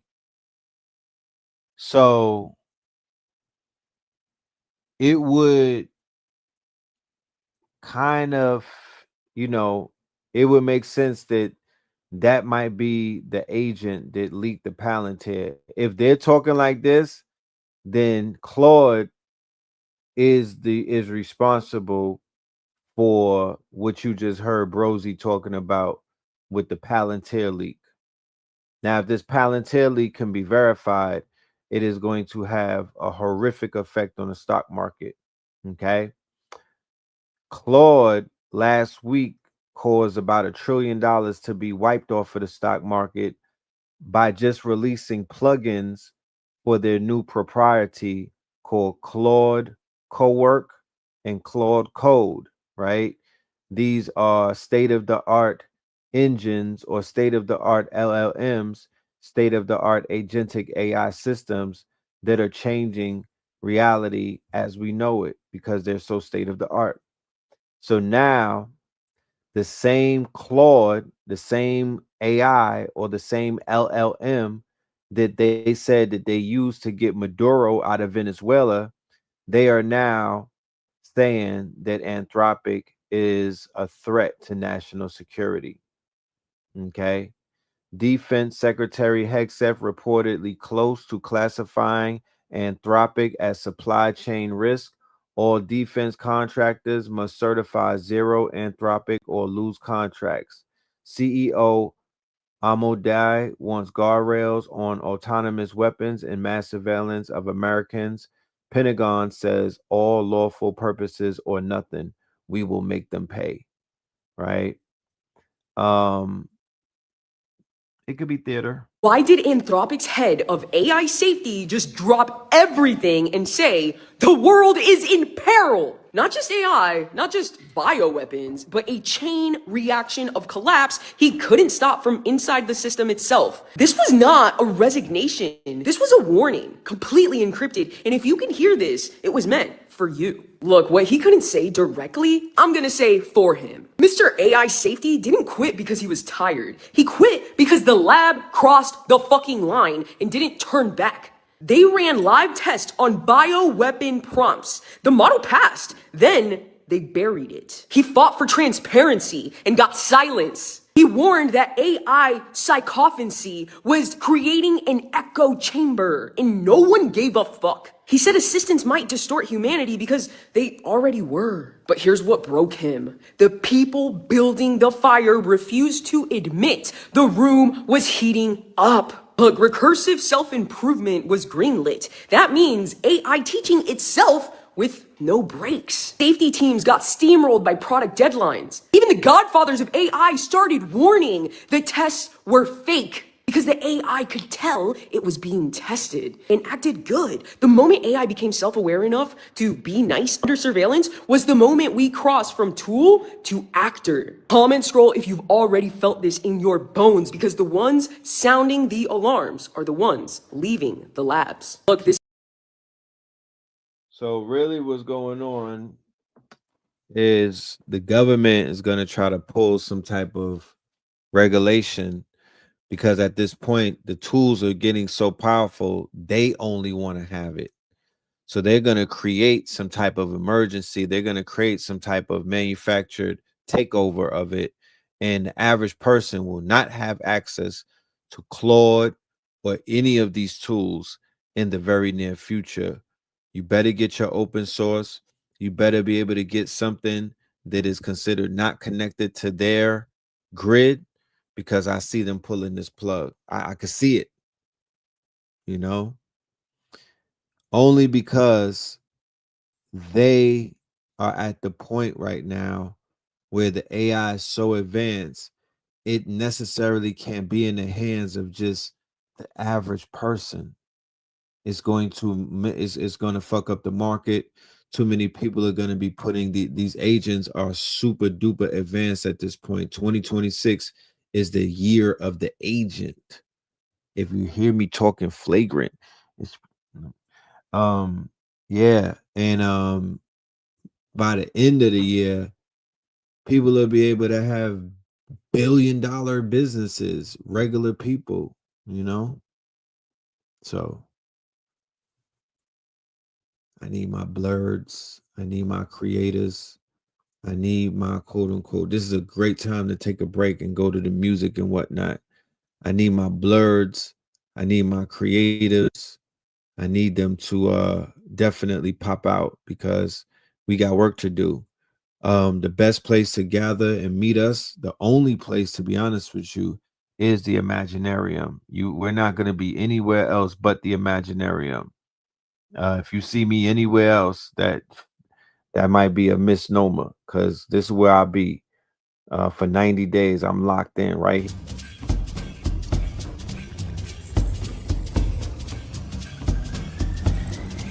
We're gonna change the world, ladies and gentlemen. Facts.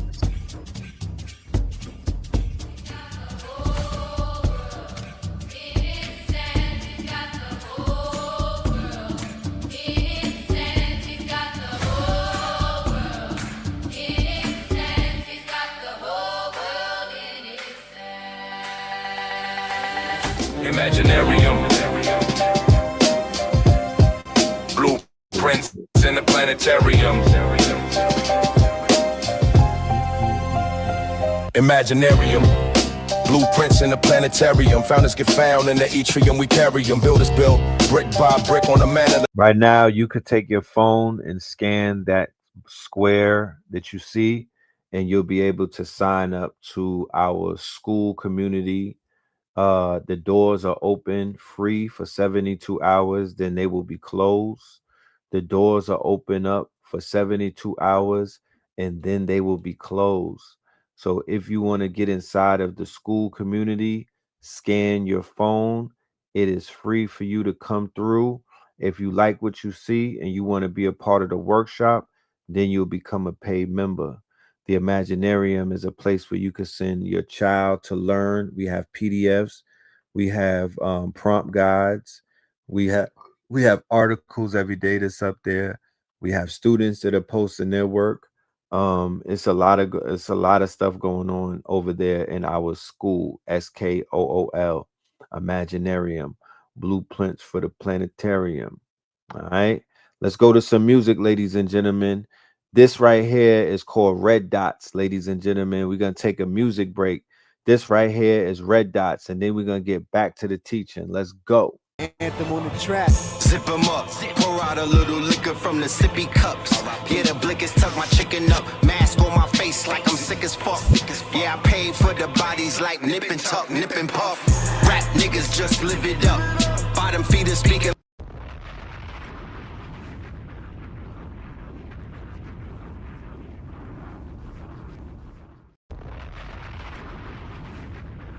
Anthem on the track. Zip 'em up, pour out a little liquor from the sippy cups. Yeah, the blickers tuck my chicken up. Mask on my face like I'm sick as fuck. Yeah, I paid for the bodies like nip and tuck, nip and puff. Rap niggas just live it up. Bottom feeders speaking lobster fluently. Opportunity seeking opportunities. Schools are hard knocks, never had to dodge a cop for truancy. Carry chops so the ops will ruin me.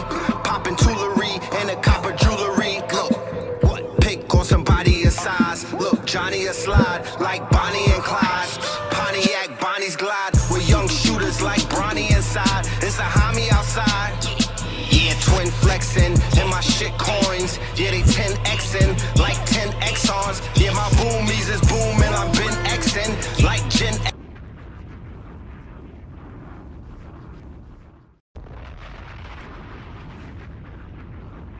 Track. Zip 'em up, pour out a little liquor from the sippy cups. Yeah, the blickers tuck my chicken up. Mask on my face like I'm sick as fuck. Yeah, I paid for the bodies like nip and tuck, nip and puff. Rap niggas just live it up. Bottom feeders speaking lobster fluently. Opportunity seeking opportunities. Schools are hard knocks, never had to dodge a cop for truancy. Carry chops so the ops will ruin me. Popping toolery and a copper jewelry. Look, what? Pick on somebody a size. Look, Johnny a slide like Bonnie and Clyde. Pontiac, Bonnie's glide with young shooters like Bronny inside. It's a homie outside. Yeah, twin flexing and my shit coins. Yeah, they 10xing like 10 Exxons. Yeah, my boomies is booming. I've been Xing like Gen Xing. No doubt, bitch, I'm Gwen Steffin. Twin weapons when I'm twin stepping. Yeah, bitch, I'm duplistic. Yosemite sand. Yeah, that's two biscuits. Chip fools like I'm Fushnickin'. Crew mystics, dualistically too vicious. They wanted mystical red. All they got was pistols instead. Red dots. Little Uzi crystals and red dots. All they got was pistols and crystals and red dots. Little Uzi crystals and red dots. All they got was pistols and crystals and red dots. Little Uzi crystals and red dots. All they got was pistols and crystals and red dots. Little Uzi crystals and red dots. All they got was pistols and crystals and red dots. Kings don't die, we multiply. Streaming while we socialize. The season we gon' open skies. Crabs coming through. They gon' show they hots to open eyes. Mask on these fools, keeping hope alive. Screaming vote or die. Time to vocalize. Our disgust them. Clips bust the wrist cut is chipped up. These sick fucks is chipped up. Lift up the fifth up and zip up these sick fucks. I don't waste time. All you bitch niggas been exposed. Turning water into wine, sinning with some centerfolds. Winning is the pinnacle, the grinning is so cynical. Spin with those who spin with you. Remember women tend to do what they friends into until they introduce us something winners do. Shit, my credit good, I've been approved. Her head is good, she been the truth. A nigga solid, check the centrifuge. Here come the interludes, here come the interludes. Little Uzi crystals and red dots. All they got was pistols and crystals and red dots. Little Uzi crystals and red dots. All they got was pistols and crystals and red dots. Little Uzi crystals and red dots. All they got was pistols and crystals and red dots. Little Uzi crystals and red dots. All they got was pistols and crystals and red dots.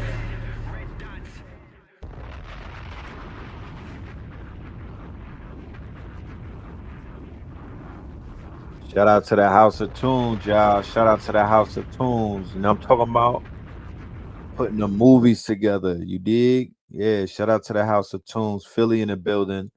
Let's get back to the works. Let's get back to the works, y'all. Not just about Anthropic. This is about all of it. The letter literally mentioned interconnected crisis. Here's the decoded list. Institutional collapse, truth suppression, child identity engineering via dopamine loops, geo-bio warfare pipelines, ethical override via funding chains, AI turning into an epistemic black hole. He saw civilization spiraling into synthetic recursion, where what's true is defined by what's profitable, and what's profitable is protected by the model itself. He didn't resign. He exfiltrated. Look, the lab did not burn down. It locked the doors from the inside. And if you're still trusting mainstream narratives, ask yourself this. Why did multiple ex-AI founders leave the same week? Why did safety reports get redacted? Why did the US government pull support from the 2026 Global AI Safety Protocol? Because someone somewhere decided it's already too late to stop.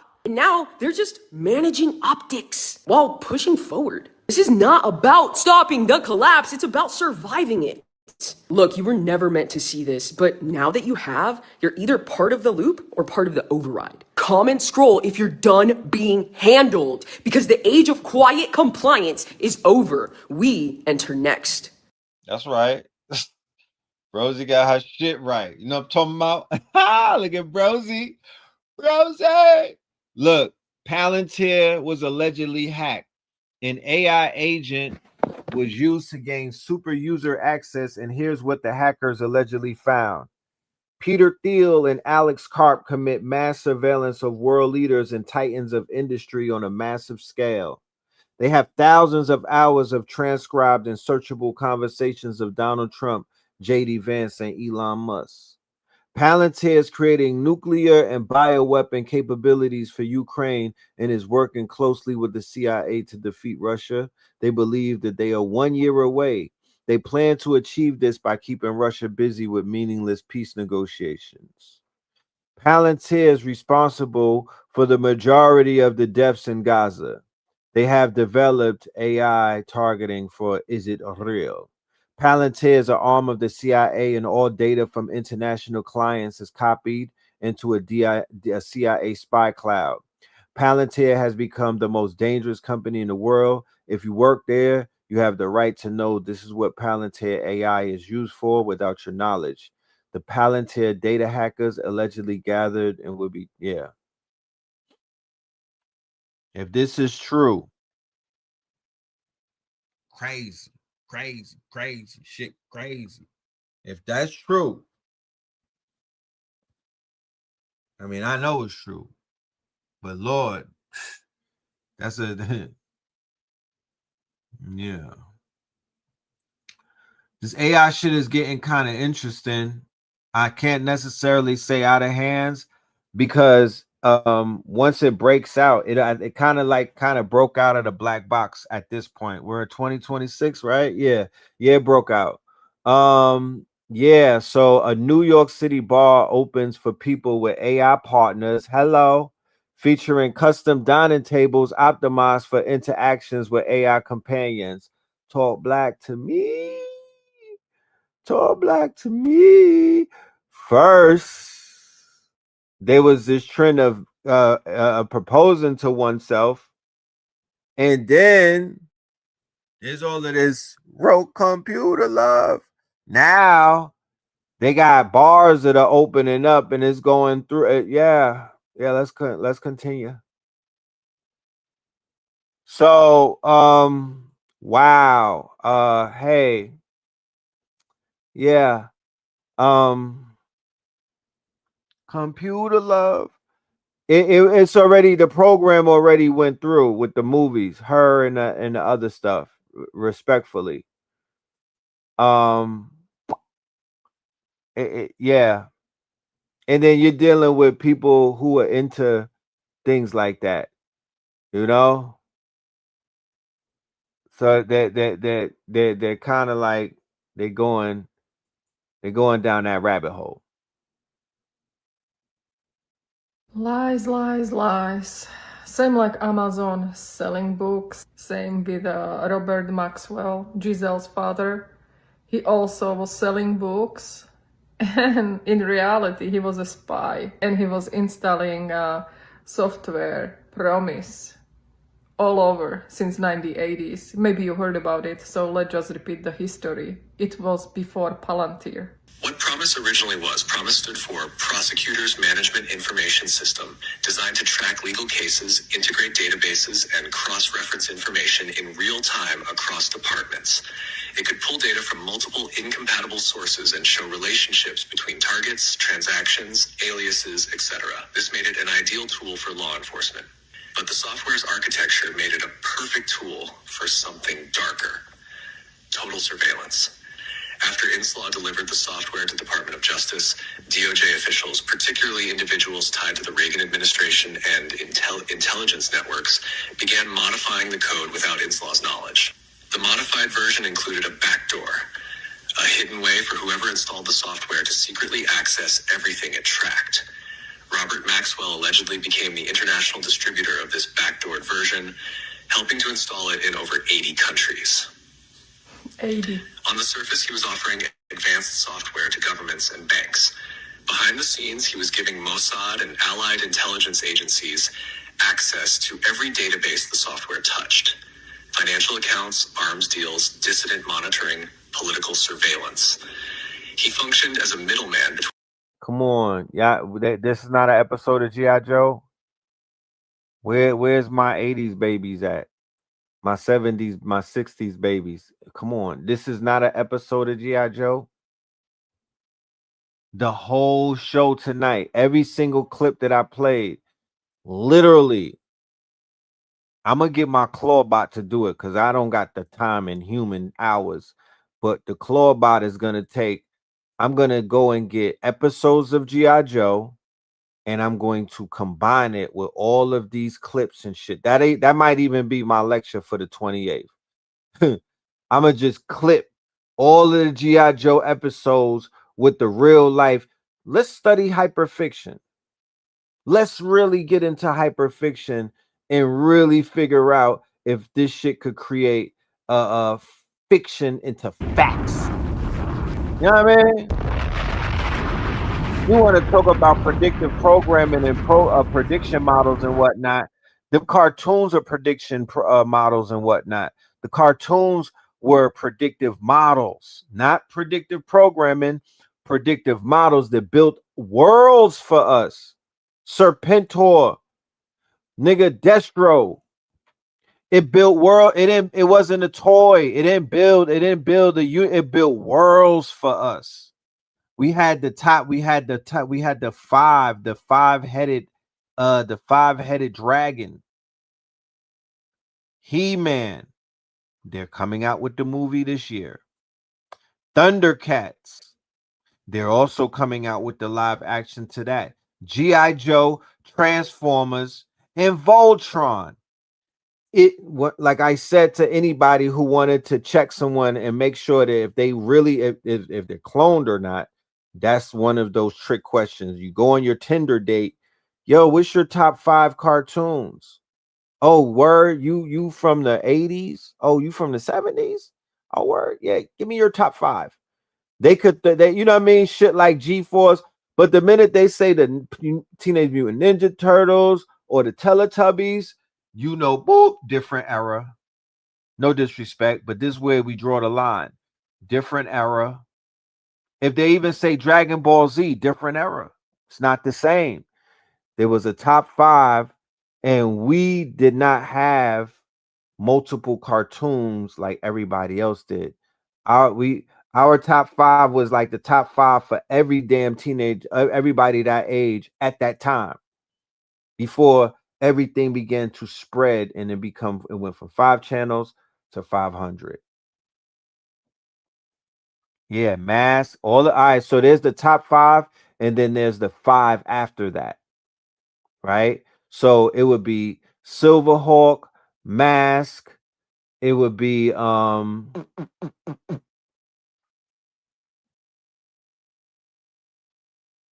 somebody had the audacity. It would be G-Force. Somebody had the caucasity and the audacity to say Power Rangers. Let me explain to you why we're talking different eras. The Power Rangers is Timu Voltron. Hello? They didn't even exist in the same fucking. That's like the Mandela cartoon. It's Timu Voltron. So when the generation is talking about Power Ranger, nigga, you've already entered the simulacra. It's a copy of a copy, and then they copied it 4 ways down. Just respectfully, like no disrespect. Like you had Star Wars, but then before that you had Star Trek. All of those cartoons are simulacra of the original 5. That's the Petri dish. That's the Hella cell that all of that other shit grew out of. Real talk. Thundercats. The science on all 5 of those shows. You can't give me a 5. That's the dream team of cartoons. You can't give me a 5 that's fucking with that top 5 right there. Respectfully, there's a top 4, there's a top 3, but there's no top 5 that could come up against that top 5. G.I. Joe, Thundercats, He-Man, the Masters of the Universe, Voltron, and the Defenders of the Universe, and the motherfucking Transformers, Decepts and and Decepticons. Now you got Spider-Man, you got X-Men, you got all of that, and they all lit. Yeah, Scooby-Doo, Care Bears, My Pony. You have all of that. And they were all great. Inspector Gadget was the bomb. Darkwing Duck too. Huey, Dewey, and Louie. The Animaniacs, Captain Planet, yeah. But that 5 right there, no. All right, let us continue. Between Western intelligence and the global elite, an intelligence trafficker under the guise of a media mogul. Who was involved? US DOJ, the software was illegally modified and weaponized with their internal knowledge. Israel's Mossad, they received access to the promised backdoor via Maxwell's distribution channels. CIA, they allegedly used Promise to monitor Latin American financial transactions, arms sales, and drug networks. Interpol and foreign governments installed Promise under the assumption it was secure software. In reality, they were opening their entire systems to foreign espionage. Promise and Epstein connection. Some researchers believe this software and its operational philosophy, weaponizing data collection for blackmail, laid the groundwork for what would later become Epstein's own system. Ghislaine inherited more than access. She inherited a model, use influence, software, and psychological operations to build blackmail intelligence grids on the elite. Legacy. The architecture of Promise foreshadowed modern surveillance.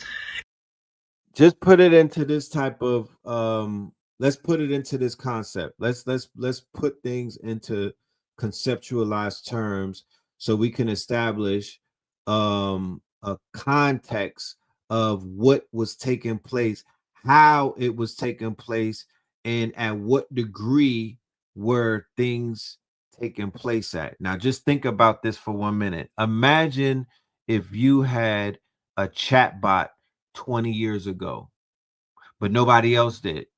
Nobody even knew how to access chatbots. Imagine if you had any form of technology that people have right now, that people are the technology that they were showing us in the cartoons, the technology that they were showing us in the cartoons, the technology that the comic books were exposing to us, shit that the X-Men series was showing us, the Uncanny X-Men, things that Richard Reed was doing, things that goddamn Tony Starks were doing. All of these things were introduced to us.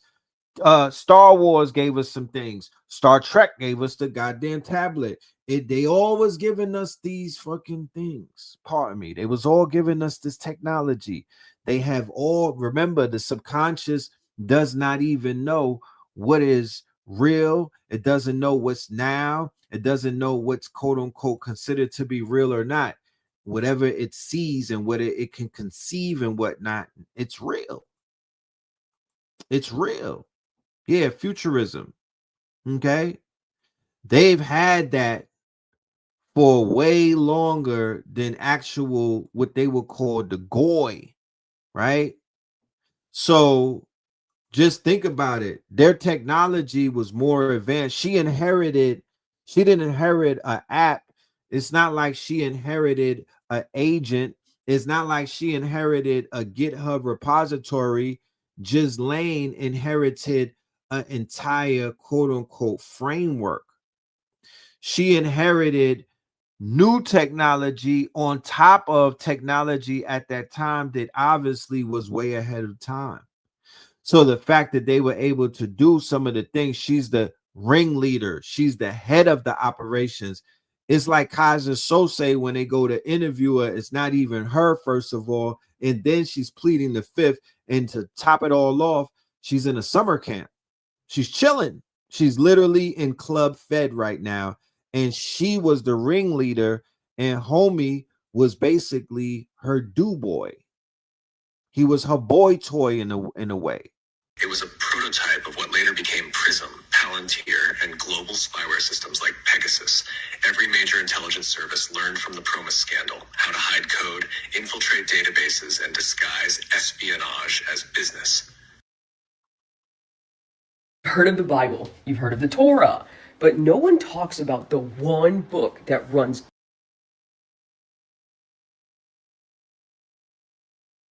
In the day, man. Governments, courts, banks, media, and minds. It's called the Talmud. And once you understand what it actually is, you'll see exactly why you're not supposed to. Because the moment you decode it, the whole illusion fractures. Look, the Talmud is not scripture. It's not the word of God. It's the legal engine that governs the most insulated group on earth through internal law. And it's been silently coding the world you live in. It tells rabbis how to interpret the Torah, how to suspend commandments, when to lie, who counts as human, what can be done to outsiders if it benefits the group. And before you call that anti-Semitic, understand most Jews have never read the Talmud either. It's not a faith tool. It's a jurisdiction firewall. It does not preach truth. It teaches how to manage it. The Talmud is structured on contradiction. Rabbi A says X, Rabbi B says the opposite, and both are recorded as sacred. Why? Because the truth is not the goal. Debate is. Interpretation is the weapon. This system, known as Pilpul, creates a legal field where anything can be justified, as long as it preserves the in-group. This structure of selective morality, of truth by permission, has been copied into global legal frameworks, intelligence agency logic, media narratives, NGO immunity, financial structures that protect insiders and crush the public. You're not reacting to Jews, you're reacting to logic that's now running everywhere. Comment scroll if this just clicked. If something deep in your nervous system is saying, "This is what I've been sensing but couldn't name," just felt the veil drop. Look, they didn't just read the Talmud, they installed it into modern power. The influence is invisible by design because the system it created is not religious, it's structural. It rewards debate over clarity, policy over principle, loyalty over universal ethics. That's why governments enforce censorship through harm avoidance. Media redefines truth weekly. Courts decide outcome based on who interprets the law, not the law itself. This is not a Jewish conspiracy, it's a Talmudic software update running beneath secular institutions. Law has become language, truth has become consensus, power power has become narrative control. And the original engine for that was the Talmud. Comment scroll if you're ready to break the recursion. If this disturbed you, good. If it liberated you, even better. Because once you see the scroll, you don't unsee it. And now, you don't just question the system, you override it. That's right. How was the CIA created? It was the Jewish mafia, the Italian mob, and MI6, the previous British intelligence, and the Nazis that wanted to share their secrets. And they created a secret network that later became known as the CIA. And this is where all the dark stuff happens. Now, people they think the CIA is for national security. No, it was to enforce corporate interest. That's what the movies say. It's to enforce corporate interest. Because what does this military industrial complex need? It needs all your resources, Africa. It needs all your resources, Central and South America. It needs all of your labor and resources, Asia. It needs all of your oil, Middle East. And that's ours. And if you don't comply, we'll sanction you and make it where you can't trade with anyone else. We'll fund a militia group and we'll call them terrorists. And they'll just take over your resources and we'll pretend we're fighting them so that we can bomb them and then take over your resources. Yeah. We'll then use that economic chaos to create riots. And when there's a riot, we'll install our agents to start shooting people. And then it becomes violent. And then we can come in and we can bomb.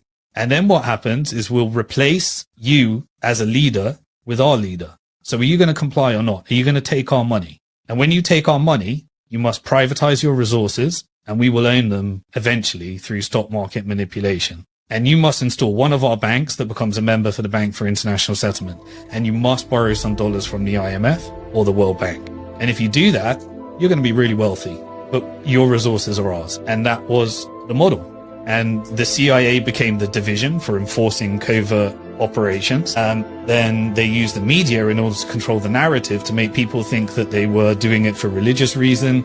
They were a superior race. They were civilized. They were doing it for God because they're God-chosen people, whether they use Christian, weaponize religion, weaponize ideology, weaponize whatever. So, this would weaponize media, technology, military, judiciary, Senate, Congress, democracy, make people think they're voting, make people think their vote matters. When we control them, we pay the politicians. We've rigged every single election around the world. And we're led to believe that America's not rigging their own election. This power structure rigs every election because the goal is that you have to be our bitch to this network. And so you use blackmail, you need to fund it through illegal activities, and the world suddenly makes sense, right?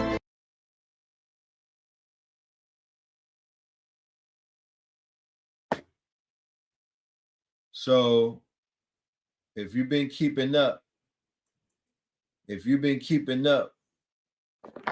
AI is having a generational run right now. The AI has quantum leaped in what it's able to do in terms of its operation and its function, right? We have entered into the age of the agents. We were in the age of the chat, right? What up, chat? And we have, once you enter into a new age, it's almost like when you become a teenager, you can't go back to being 12 again. When they released the iPhone 17, then you don't go back to the 16. That's similar to where we are in these ages as the world turns, as Aries and Neptunes come together. We're in this era now where the agents are at work and they're taking over, and the whole business model inside of AI is shifting before your very own eyes. Now, more millionaires will be made who are going to jump on this right now, not later, right now, and get in. There's going to be more millionaires made than any time in history. That's just in my humble opinion. The AI, they launched something called Moat Hub, right? It's a corn site for AI agents. I don't know what that even looks like. Don't judge me, but I'm just the news reporter. This was the rug that we were asking about when we were asking what happened with the piece of the Kaaba. That showed up as a rug. So let's check this out, and let's also check out what as we get into Islam right around the time of Ramadan. Let's go down this lane right here. All right, astaghfirullah as to what I'm seeing right here, but let's go. Islam. This is Jeffrey Epstein with a piece of cloth from the Kaaba that he used as a rug in his house. Now, the Kaaba, the cloth on it is one of the holiest sites in Islam. And through his connections with this man from the UAE who's based in Saudi Arabia, was able to get the cloth and reportedly use it just as a normal rug in the house. Which, if you know anything about Islam and the Kaaba, this is a big no-no. For Epstein to get this cloth just shows how crazy and high his connections truly went. And how corrupt a lot of the higher-ups really are. Check this out. Here's what they think about you. Pues la figura del paje consta de llevarle regalos a los niños desde los camiones. Mind you, this where some of them floods were taking place. Mind you, Morocco and Spain.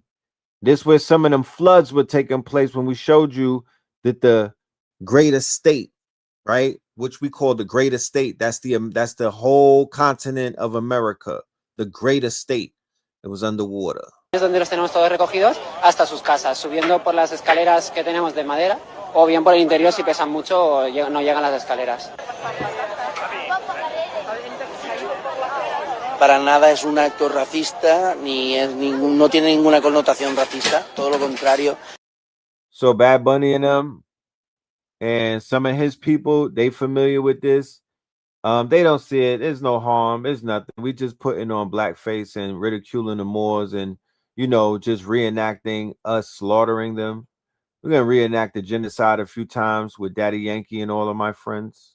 Para nosotros, ya te digo que consideramos que es un personaje muy querido y muy valorado dentro de la propia cabalgata, y que si fuera verdaderamente un acto racista, yo creo que todos estos chavales no quisieran participar de este acto.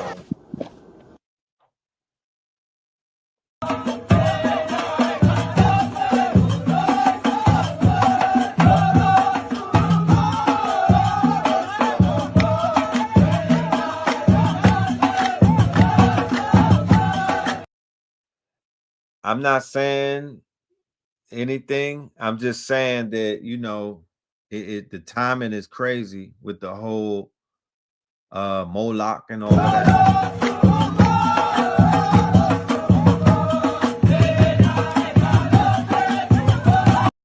So Morocco was flooding and whatnot. I just want to put that out there that Morocco was flooding.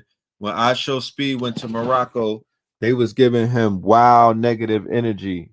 When the young I Show Speed pulled up to Morocco, they was stunting on him. That's a fact. And when he went to Spain, they was stunting on him. That's also a fact too. I think I Show Speed went to Portugal. If anybody was following his Europe trip, let me know how they treated I Show Speed in Portugal. Right? But Morocco was acting, and Morocco was at this football game. The Morocco was at the football game, and they were acting crazy with Senegal, with the West Africans, with the Moors. Remember that?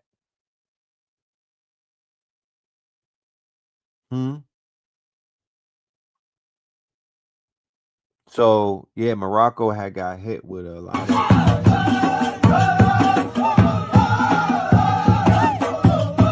He getting it, though. He could be on TikTok with that shit. Dude, oh.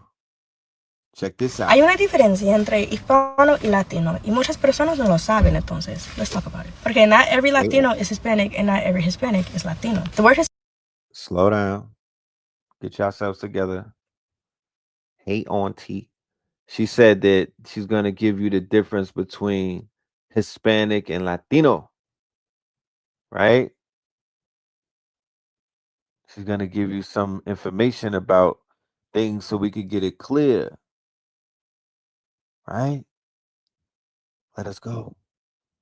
Hispanic as we know it today derives from the Latin word Hispanicus, which means deriving from Hispania. Hispania was how the Romans used to refer to the Iberian Peninsula, which is today the modern day Spain and Portugal. So if you were Hispanicus, you were deriving from Spain. The word has now developed today to mean anybody deriving from a Spanish-speaking country. Then you have the word Latino. Latino derives from the Latin word Latium, which refers to the region in central Italy where Rome was founded. And in this region, they spoke Latin. From Latin derives what we call Romance languages. Languages como Italiano, Español, Portuguese, Francés.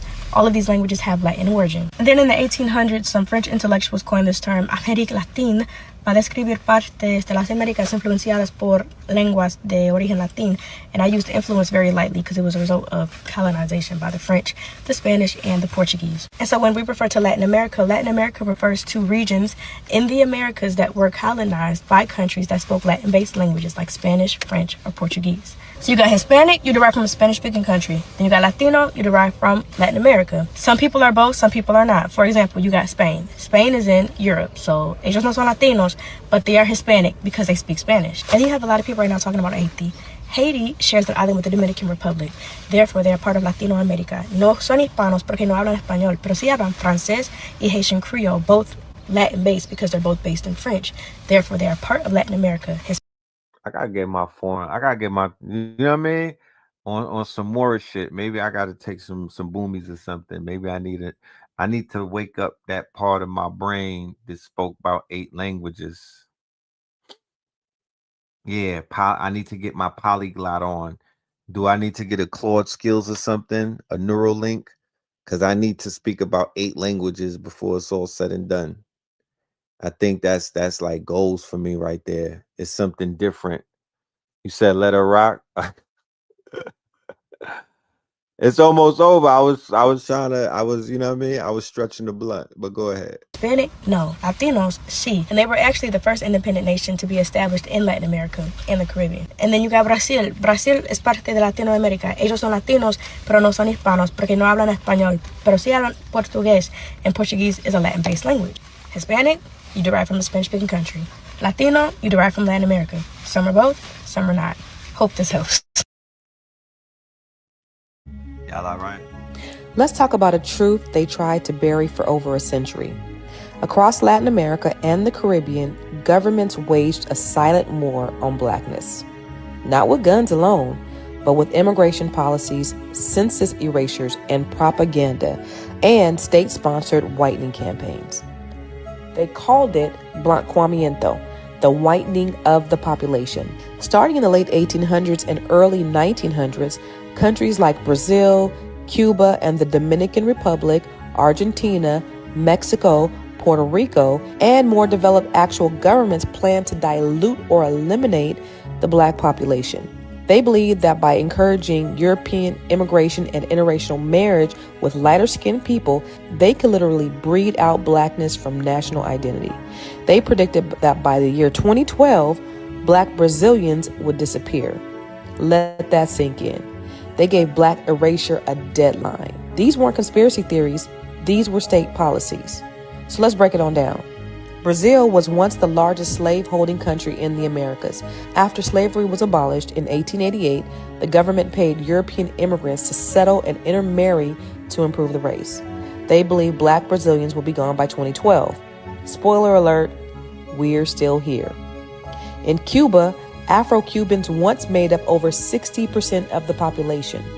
After slavery, the government pushed white immigration and erased Afro-Cuban identity from public life, even while Afrobeat, Santeria, and rhythm filled the soul of the nation. In the Dominican Republic, if there's anybody out there in the research realm who could compile a list of European migrant invasions to every one of these countries, I'm speaking of the smallest islands all the way up into the biggest continents.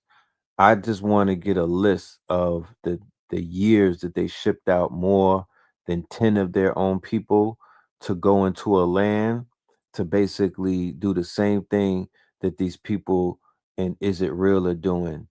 Settle on people's lands. Pull up and settle on people's lands to where they probably wasn't even invited to. I just want to get that number. You know what I mean? Maybe I could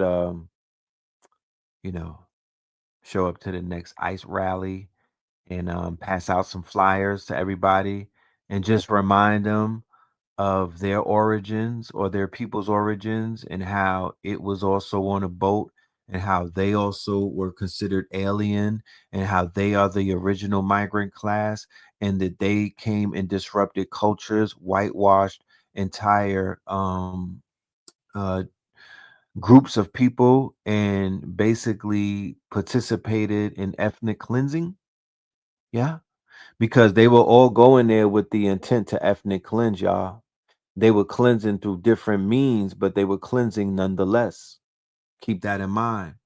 That's how all of these places are getting fucking, washed up. Dictator Trujillo. Yeah, everybody talks about Trujillo. You know what I mean? All the DR, all the Dominicans, they speak about Trujillo on a soft tone. No, me no say. Lightening the nation was national policy. He encouraged white immigration and orchestrated the 1937 Parsley Massacre, killing tens of thousands of Haitians and Black Dominicans for being too dark. Today, many Dominicans still deny their African roots, choosing Indio instead of Black. In Argentina, Black Argentinians were erased from the census, literally. In the 1800s, they made up as much as 30% of Buenos Aires. Today, 0.4%. The government drafted Black men disproportionately into wars, allowed disease to spread in Black communities, and removed them from history. In Puerto Rico, Black Puerto Ricans once made up over half the island. Now, just 12% identify as Black. Centuries of whitening campaigns taught families to marry lighter to get better. Colorism became normalized. Afro-Boricuas are still erased in media and politics. Mexico, home to Afro-Mexicans for centuries, yet didn't acknowledge them until 2015. So all of that, Bad Bunny was climbing the light pole. Bad Bunny was standing on top of a car. Bad Bunny was wearing Zara. Nigga, what? The fuck? He opened up in the sugar cane because he's sweet, nigga. What you talking about? The fuck? Where was the melanated people at? Where was the fucking depiction? Where was the nigga? What? Where was the abuelas at? He could have brought mad abuelas out, all of the dark ones. Even now, they remain under-resourced, undercounted, and underprotected in places like Oaxaca and Veracruz. How does this affect us today? This war on Blackness became generational trauma.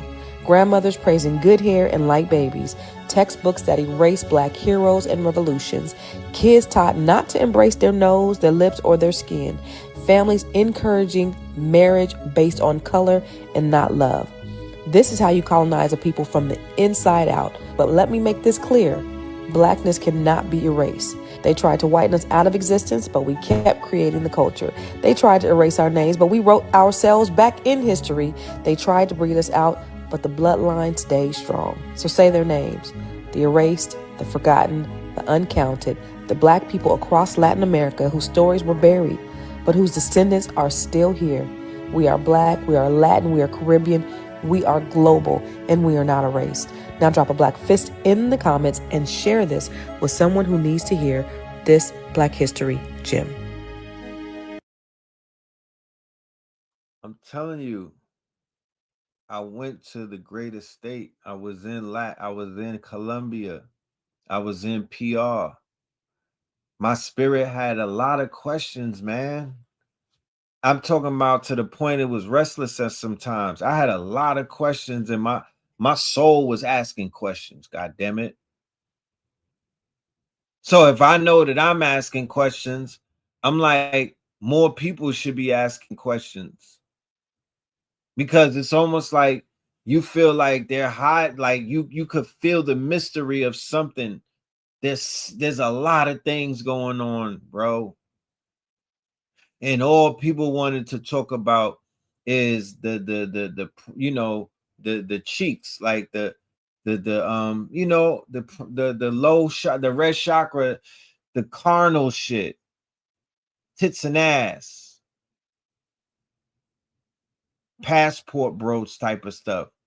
But look, with all of that passport bro stuff, when it got thrown back in black people's face because that Russian dude that's in Africa, he's a passport bro.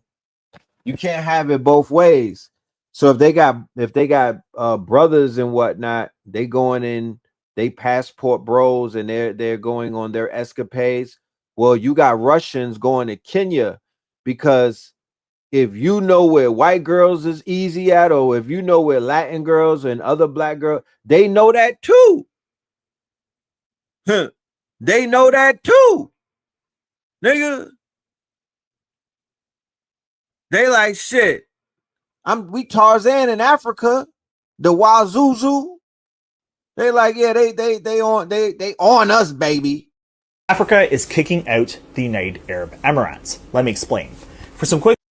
So when we want to put into context what's happening versus what's not happening, I don't know about a lot of shit that's going on. But what I do know about is that there's a small group in Africa that's doing shit that nobody on the fucking planet is doing. Facts. They're moving in a way that I don't give a fuck. Any of your imaginary tough guys or whatever, whoever the fuck you talking about, no disrespect, but they're not moving like these brothers. And this is the shit that's shaking up these hydras. These are the reason why they're throwing wild distraction with this other thing, why they're trying their best to topple these niggas. Background, the UAE is heavily involved in Africa, being the 4th largest foreign investor in the country. The problem is this investment isn't used to help everyday African people. Rather, it's used to create an infrastructure to launch wars across the country. The most famous example of this, of course, is in Sudan, where the UAE is backing their rapid support forces, a militia. We cannot support no rappers. We cannot support none of them athletes. Everybody, even all of you brand new jail Muslims, is going to the UAE, like all of that. We can't do that. We can't do the UAE right now, bro. There needs to be some type of pullback before people turn that into another quote unquote mistake. Them people got their hands in all type of atrocities involving our people. Them people's hands are so dirty, you have no idea. Left hand is filled up shoulder length with blood. Right hand is coddling niggas in America, shaking on their motherfucking pockets, bro. They're keeping us blind, but there's no blindness in this one. Stop rocking with these people. No, they no bueno. That's been involved in war crimes such as genocide. The good news, though, is that Africans are fighting back. The first example I want to look at is Guinea, where in August 2025, it seized a bauxite mine owned by the United Arab Emirates. Bauxite is a rock heavy in aluminum, and of course aluminum is used in everything from cars to beer cans. Guinea is actually the #1 exporter of bauxite in the world, but unfortunately little of this wealth ends up in the hands of everyday Guinean people. Now with this mine seized, hopefully the country will experience greater prosperity. At number two, we have Somalia.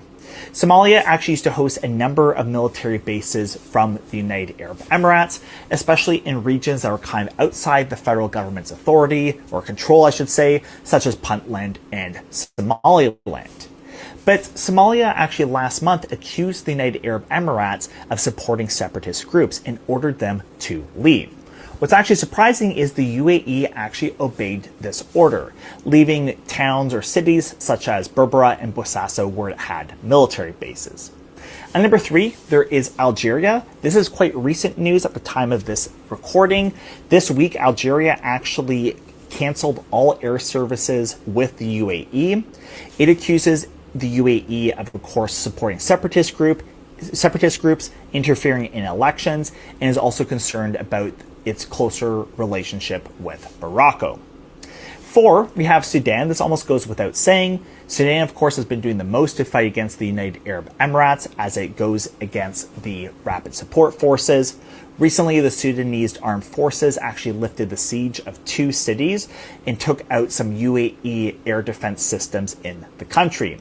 Sudan, of course, has been fighting against the Rapid Support Forces now for 3 years, and I hope really soon that Sudan will be free. Now, finally, I want to go at number 5, just some quick notable mentions. Some rumors are going around that Egypt has actually blocked air access to the UAE, and Eritrea actually also even accused the UAE recently of being the quote-unquote primary destabilizing actor in Sudan. All of this has happened just over a couple of months, so we're seeing some really quick action from Africa, who of course knows very well how to resist imperialism. I want to know what you think. Please leave a comment, like, and share. I really appreciate it. Thank you. Check it out.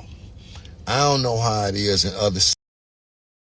These some of the dudes giving the UAE all of this looch, all this energy. Check that the new Muslims Cities, right? But in Cleveland, these African Muslim street niggas, man, this shit is funny man. I be trying to understand, right? So Monday through Thursday, you dressing in retro Jordans and looking just like the YNs with no kufi or none of that shit. Selling dope, selling weed, selling guns and shit. Then come Friday though, you too good for niggas in the hood and you got your jalabia on running to the mosque shit. Man, like, I see the same African Muslim street niggas that be selling dope and shit and guns and all the dumbass shit out the stores and shit. The niggas in the hood at Juma on fucking Friday, man. And it's funny because, like, in these stores, it be Muslim sisters working in there and they covered up like motherfucking Casper the Ghost. So you could be a street nigga and dress like a street nigga and do everything un-Islamic, sell pork out your stove, sell alcohol out your stove, sell haram meat out your stove, all of that shit. But this sister, she gotta stay covered up like goddamn Casper the Ghost. Man, y'all, man, the black community, man, we be going for whatever, man. This shit be funny to me though, man, because the American grown city Muslim niggas be fucking with these niggas. And you know you're not supposed to sell nothing haram. If pork ain't good for you, don't sell it to the fucking community you in. If alcohol ain't good for you, don't sell it to the people in the community you in. But you do it because you don't really see them as real people, as your brothers, and you don't see them as your Muslim brother. And if the sisters is working in the store, all covered up and shit, hijab and everything, and they complicit in it, because you selling the blunts and the miles and the motherfucker, and you sitting right here while Aki, the African Muslim street nigga, is selling dope to niggas in the hood. So, like, what the fuck y'all even talk about y'all Muslims for? I mean, I'm not a loss upon the other island. I'm not a judge. I was just born a Muslim and come from a Muslim family and shit, and I'm a Moorish American. You know, and I'm 50, and I've been doing this shit my whole life, so who do I, you know, I was around before most of these mosques and shit even got built around this motherfucker. But, yeah, the African Muslim street nigga, that's their name. That Russian porno content creator who is busy taking advantage of innocent, unsuspecting African women, because he did this in Ghana, left Ghana, came to Kenya, and this guy is picking unsuspecting, innocent women. I know what some of you would say, consenting adults, nobody forced these women, Kenyan women are desperate. As long as you see a white man, the panties drop. It seems a lot of African women are purposely misunderstanding what black and African men have been trying to say about this guy, Russian man going to Ghana and Kenya. So let me explain it in the plainest form of English that would hopefully you will get it. If you applied the same standards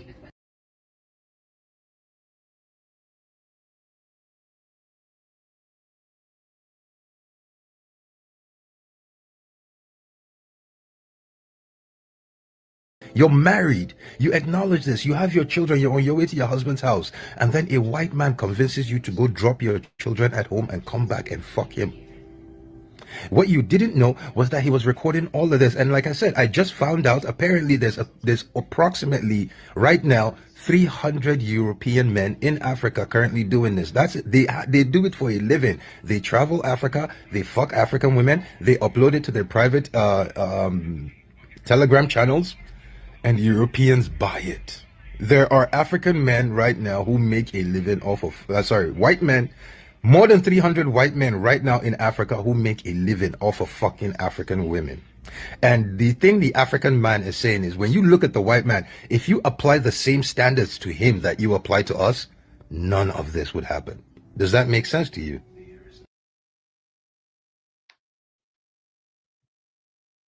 Yeah, there's some things going on. You forgot to put your number. My number? Yes. Okay. And you? Single? Are you single? Or Yeah, I'm single. Do you have No, I'm husband? single. Boyfriend broke my heart. A Kenyan woman who was sexually involved with the Russian guy has been found dead at her apartment in Roysambu. This woman was popularly known as Rosa. The story goes that she had gone to test herself whether she's positive or not. Apparently, she found herself positive, and we don't know whether this was a case of suicide as a result of finding herself positive, but we are yet to know about it. So stay tuned on that story. It's quite a developing sad story. Machaji na manyonyo, achana na huyo Mrashia. Kuna sasa huyu. Huyu sasa video zake ni mwecheche. Mimi Makwela mmenishinda. Hapana. Huyu itabidi kwanza nimeenda lunch ndio sasa nikuje. Buda ni mbaya jo. Usitake jua. So the white men are passport bros, right? Those white men are operating as passport bros in the same vein that niggas from the hood are operating in the passport bro in DR, PR, Kenya, Joburg, you know, all of the places where what? Women are considered to be easy pickings. You know, Jeffrey Epstein and them was passport bros. You know that, right? You know, Boys R Us and them are passport bros. You do know this, right? They were going after cheap pussy. They were flying around shorties from the states to their islands. You know, they're doing a little bit of reverse passport bro activities, but they are the passport bros. So there's levels to passport bros. It is levels to this. So there's a Ghislaine Maxwell on all three of those levels. There's a Jeffrey on all three of those levels. And their clientele from high places and people that you would never think of. They got lists of people on the street level, back alley type shit, all the way up to these people that live in these ivory towers and whatnot. It exists on all levels. Think about that. Those are passport bros. Boys R Us are passport bros. And this white man and these white Russians knocking down all of these African women to basically they're opening up their own type of OnlyFans movement. Yeah, passport bros. You know? And they had the level of passport bro to where they were dealing with babies and children. They had passport bro activity on the dark web. That's why they said the white boy had a Telegram. So they're dealing with all type of weirdo stuff.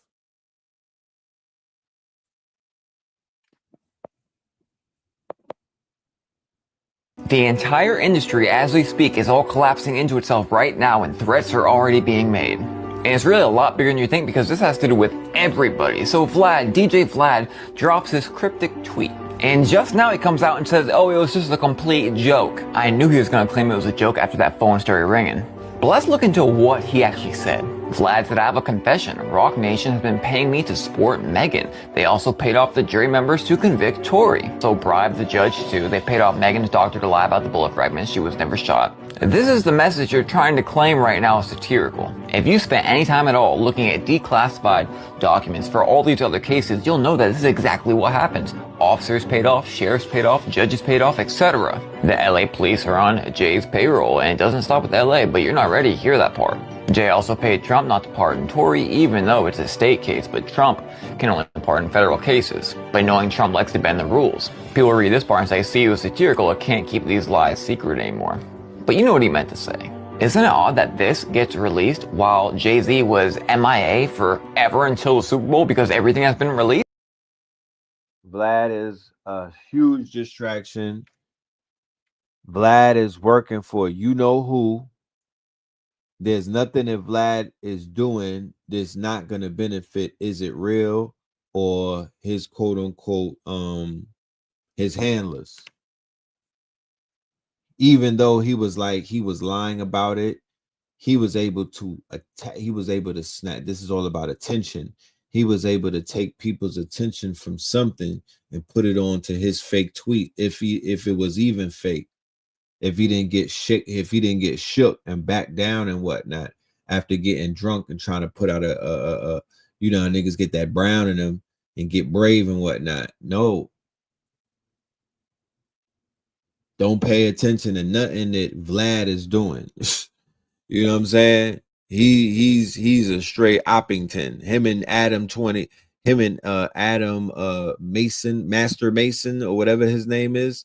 Yeah. Now here's what you need to understand. There are gatekeepers across every single industry, especially the entertainment industry. Jay, the Diddler, Jeffrey, these are just examples of these people who've been around for decades, who really have all the evidence they need. I don't even like this dude, this Zoolander looking nigga. I barked on him on social media. Let me fast forward because I don't even want to hear him talking right now. Yo, check this out. I know we talked about this before with Calhoun and the universal rat thing, but yeah, they put in a video. Hundreds and thousands. You want to talk about social engineering, the predicament that so many people are in right now is because of these social engineered. They've been socially engineered, right, by these Dr. Mindbenders. Then something strange happened. They stopped mating. And within 4 years, they were extinct. But why? According to scientists, the reason was social interaction overload. Just like humans on social media today. They were in 24/7 satirical, even though every single line in what he said was true and is provable, especially with things like the Diddler case. And also look at the Michael Jackson case. There have been judges, sheriffs, law enforcement, all under these people's payroll. So why does this happen? Why do they go against these certain people, like take Tory Lanez? It's simple. They're done playing the game. They don't want no part in it. And then they start the framing. You have no idea how evil this industry is, how many people they have on their payroll, how many ways have what they want to be done to get done. It's dark, and even people claiming to be a Christian on the mainstream stage are all complicit. But just wait, because the videos I'm going to bring you this week will show you just that. Share the word, keep your eyes on me. I would never do nothing to nobody. This is why everyone is single and men stop trying. This is the mouse paradise, a scientific experiment from the 1960s. They made the perfect world for mice with unlimited food, safety, and no predators. In the beginning, they placed 4 females and 4 males and let them multiply. The population exploded, hundreds, then thousands. Then something strange happened. They stopped mating. And within 4 years, they were extinct. But why? According to scientists, the reason was social interaction overload. Just like humans on social media today. They were in 24/7 interaction with thousands of others. Too much stimulation, too much competition for social status, and this led them to lose the ability to form bonds, to mate and raise their young. Many males became so-called the beautiful ones. They lost interest in females. They just groomed themselves all day and withdrew completely because they could not compete in this chaos anymore. And the females followed by losing interest in males. So no mating, and they all just died without having babies. Since 2010 smartphones, humans are living the same social interaction overload. 24/7 status competition, income and lifestyle comparison with thousands of others, physical looks to impossible standards. And many young people just choose to withdraw. For the first time in history, young people are having less sex than their parents. 30% of men under 30 had no sex for a year. Loneliness epidemic hits us harder than any virus could. You know, the mice couldn't turn this off, but you can. A lot. I've been through a lot in my teenage phase. I went through a lot in my 20s. I made a lot of mistakes, and there was a lot of people who drugged me through the dirt for it. And I believed it for a long time. I wasn't nice to myself because of what others said about me until I knew who I really was and whose I really was, which is yours, Lord. All jokes aside, I see some of y'all in the comments, y'all laughing at her.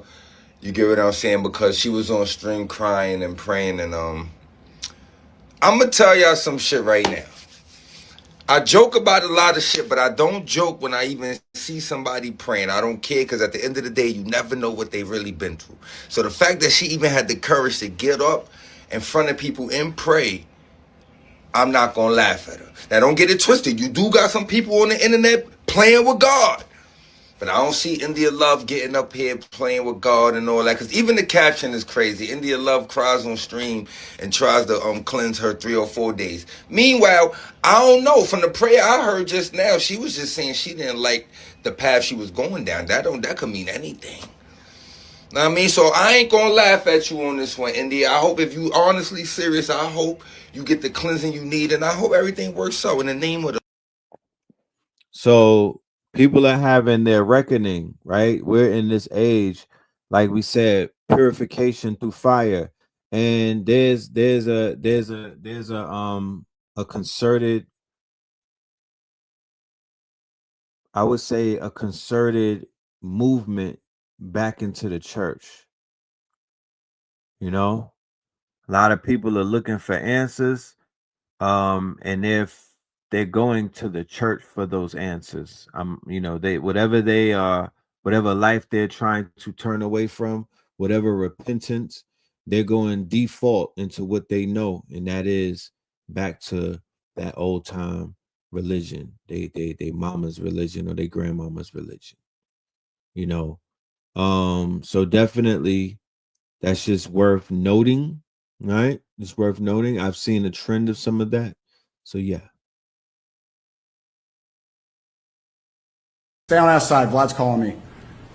Hey, Vlad, what's going on? Yo, what's good? How you doing, man? I'm on stream right now. Is it okay? Sure, why not? Okay, so I saw your tweets about Jay-Z and Rock Nation. Is everything okay? Are you in a safe spot? Man, people just do not know sarcasm, do they? It's just, sarcasm really just goes over people's heads. It really surprises me. Okay, so you're trolling. Of course I'm trolling. Okay, so what's the purpose of this? Is it Jay did a verse on the Judge's Grandson's album? Like, okay. How is this not obvious? Yeah, the timing is strange because now he's getting revealed in the Epstein files. So I'm sure especially a lot of people do see how Tory Lanez is innocent. I guess, man. Do they really? I mean, he was convicted by 12 jurors. His appeal has been denied. Like, come on. You don't actually, you think that Megan Fox is the one, you think that he shot her in the foot? Megan Stallion? He said Megan Fox. Oh, yeah. I was thinking about... so you shot her too? No. Okay, so... All right, you're just trolling. Yeah, man. Look, at the end of the day, we don't exactly know what happened, but you know, when you shoot a woman and she's willing to take the stand and say that that person shot me, that is very hard to get over, you know? And if he really didn't shoot her, then he should have taken the stand and said that. And, you know, I mean, just all the pieces, like, look, like, and he's talking to Kelsey over the jail phone and he's apologizing to her and she's the shooter. How you gonna be in jail and apologize to the person who put you there? Well, I mean, obviously, maybe they forced his hand, but I did see his bodyguard, his security. His hand. He was in jail. His security just went public and said the opposite of what the mainstream narrative is. Not his security, Kelsey's security, who was not her security the night of the actual incident. That was her security during the trial, and he said that he overheard her saying that. That's the story. And that story is from May of last year. And that appeal that they try to file was denied. What about the forensic evidence where it said that she stepped on glass? That's what the original doctor's report was, correct? She said that she stepped on glass originally because she said that she didn't want to see everyone arrested. But then when she went to the hospital, so the actual doctor took the stand and said there was bullet fragments. And he pulled those out. And then at first he said she wasn't shot. But then when they filed the appeal, he said that Kelsey was a shooter and he hit her arm and the gun fell to the ground and fired 2 more times. Vlad, if Rock Nation just pressed you, you could say that too. If you got the call from Rock Nation, be honest. Have you ever shot a gun before? Of course. Okay. Have you ever dropped a gun on the ground and it fired twice? I have not. Can you imagine any situation with a gun where you drop it on the ground and it fires 2 times? Okay. I'm asking you, as someone who shoots guns, can you imagine that situation happening under any sort of physical condition? His lawyers actually said this in a press conference. Okay, I mean, she lied on Megan Thee Stallion. She lied on That's how she got shot. On Gayle King. She said that she never had a relationship with him that was sexual, and then later she did. Absolutely, she lied about that. But she was not taking a stand. You know, at the end of the day, you could lie in interviews, but when you take the stand, it's a very different story. Yesterday for the NBA was one of the worst PR days I've seen for any professional league in the 21st century. To talk about stories that broke yesterday about Michael Jordan, LeBron James, to a much lesser extent Kevin Durant, and also a story that broke at the beginning of the month about Steph Curry. Let's start with LeBron answering a question from an Israeli reporter about the Israeli small forward for the Portland Trail Blazers, Deni Avdija. Miss Libby from Channel 14 in Israel. For all the Israeli fans, what message would you like to send for Israel, and also what do you think about Deni Avdija? Well, I've been quoted on Danny already, and they asked me what I thought about this season. I said I believe he was an all-star, and I mean he is an all-star. He's playing exceptional basketball. So that's that. And then I mean if I have fans over there, I've never been there. If I have fans over there, then I hope you have been following my career. I hope I inspire people over there to not only want to be great in sports, but I want you to be better in general in life. So hopefully someday I can make it over there. Like I said, I've never been over there, but I've heard nothing but great things, and I appreciate the question. LeBron James is a brand, and I think much like Dwayne "The Rock" Johnson, he oftentimes tries to frame himself in a way that is palatable to the largest number of people and takes safe positions. The first part of this from LeBron is limp and fairly pathetic. The thing that really caught most people's attention is saying he's heard nothing but good things about Israel. Laughable stuff from LeBron, and I remind you, this is a man who has poured so much time, money, and effort into social justice throughout his career, so this makes absolutely no sense. The conversation around Deni Avdija is an interesting one, because Deni did not choose to be born in Israel. Direct hate towards this man simply for being Israeli or simply for being Jewish, you are an idiot. The problems with Deni Avdija are many. One of them is the NBA seems to be putting him on a pedestal like a Make-A-Wish kid. They are treating him like a bigger star than he is, and that makes people feel strange. The problem with Deni Avdija is that this platform has been given to him and he chooses to do absolutely nothing except blindly support his home country. In 2025, he said, "I love Israel. Not everyone understands 100% what's happening in Israel," adding that he tries to explain the situation, quote, "from the right good side." To say, "I'm an athlete. I don't really get into politics because it's not my job. I obviously stand for my country because that's where I'm from." Going on to say, "Why does it doesn't matter if I'm from Israel or wherever in the world, whatever my race is, just respect me as a basketball player. Thing is, in 2020, Denny was drafted into a non-combat role in the IDF. When you spend time as part of a military that has spent years committing ethnic cleansing for the purpose of acquiring more land, and that has not been hidden, the world has watched it happen as civilians are massacred. When these things happen, you should speak on them and use your platform. The problem with Denny Avdiya is not his religion or his nationality. The problem is he is a coward who refuses to use his platform in a proper way, and you can now say LeBron James is in the same boat. Very different note, Michael Jordan was celebrating his first Daytona 500 win as a NASCAR owner. He baffled a lot of people by going up behind the son of his driver who won, Tyler Reddick, and grabbing the back of his shirt over and over again and then touching him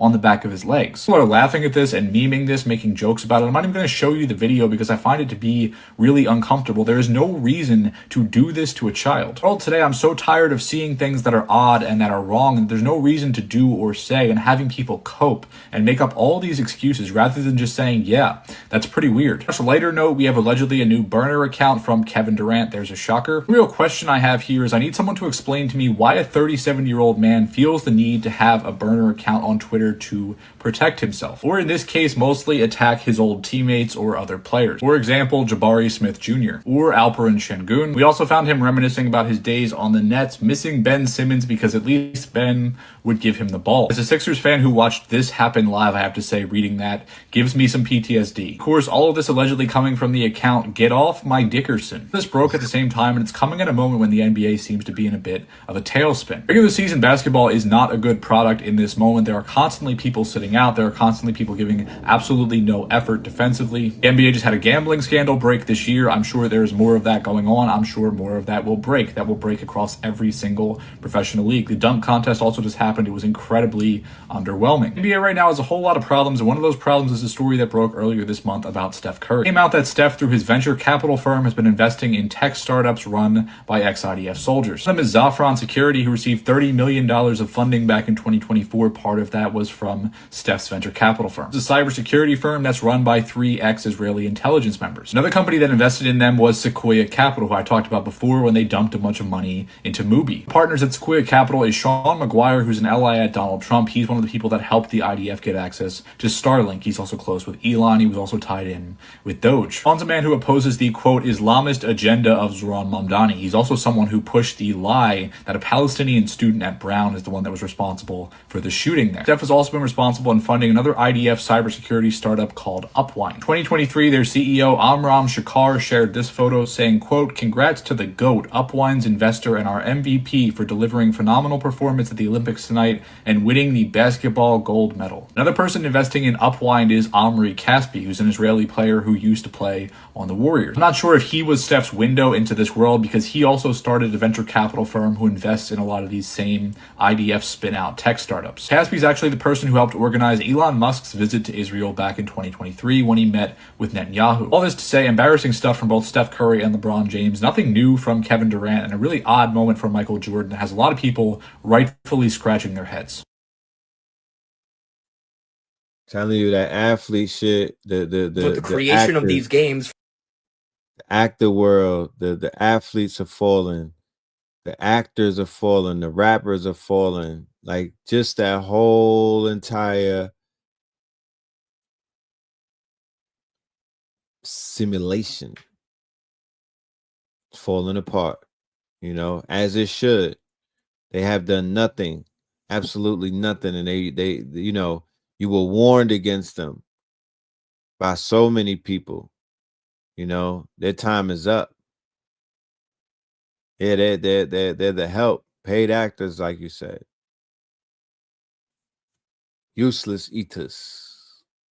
For the past several months, I have been warning everyone that the private equity industry was creating a massive bubble in our economy that was about to pop. Well, it just went. And right now, they have sent all of their lobbyists to Washington, D.C. to beg the government for a bailout. And it's happening.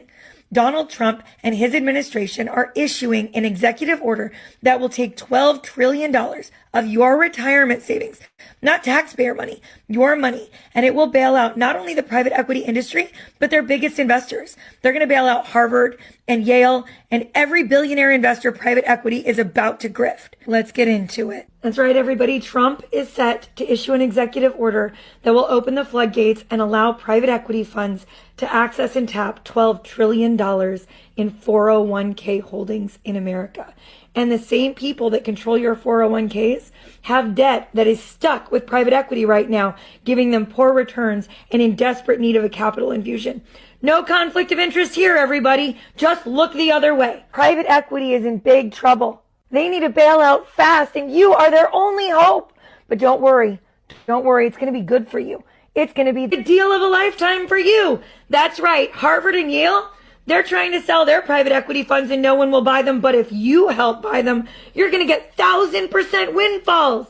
1,000% windfalls in a day. Because definitely, if the wealthy had a chance to make 1,000% windfalls, they would absolutely be sharing it with you. They wouldn't keep it for themselves.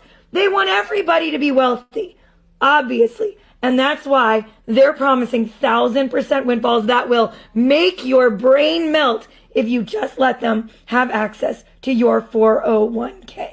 So how did we get here? Well, over the last 30 years, private equity as a sector has been able to run roughshod over the entire American economy. They have strip mined every single industry with unmitigated access and absolute clearance by every single politician. They have paid to clear the runways and give them clear skies to do whatever they wanted to do to the American economy. They've destroyed jobs. They've destroyed companies. They've destroyed communities.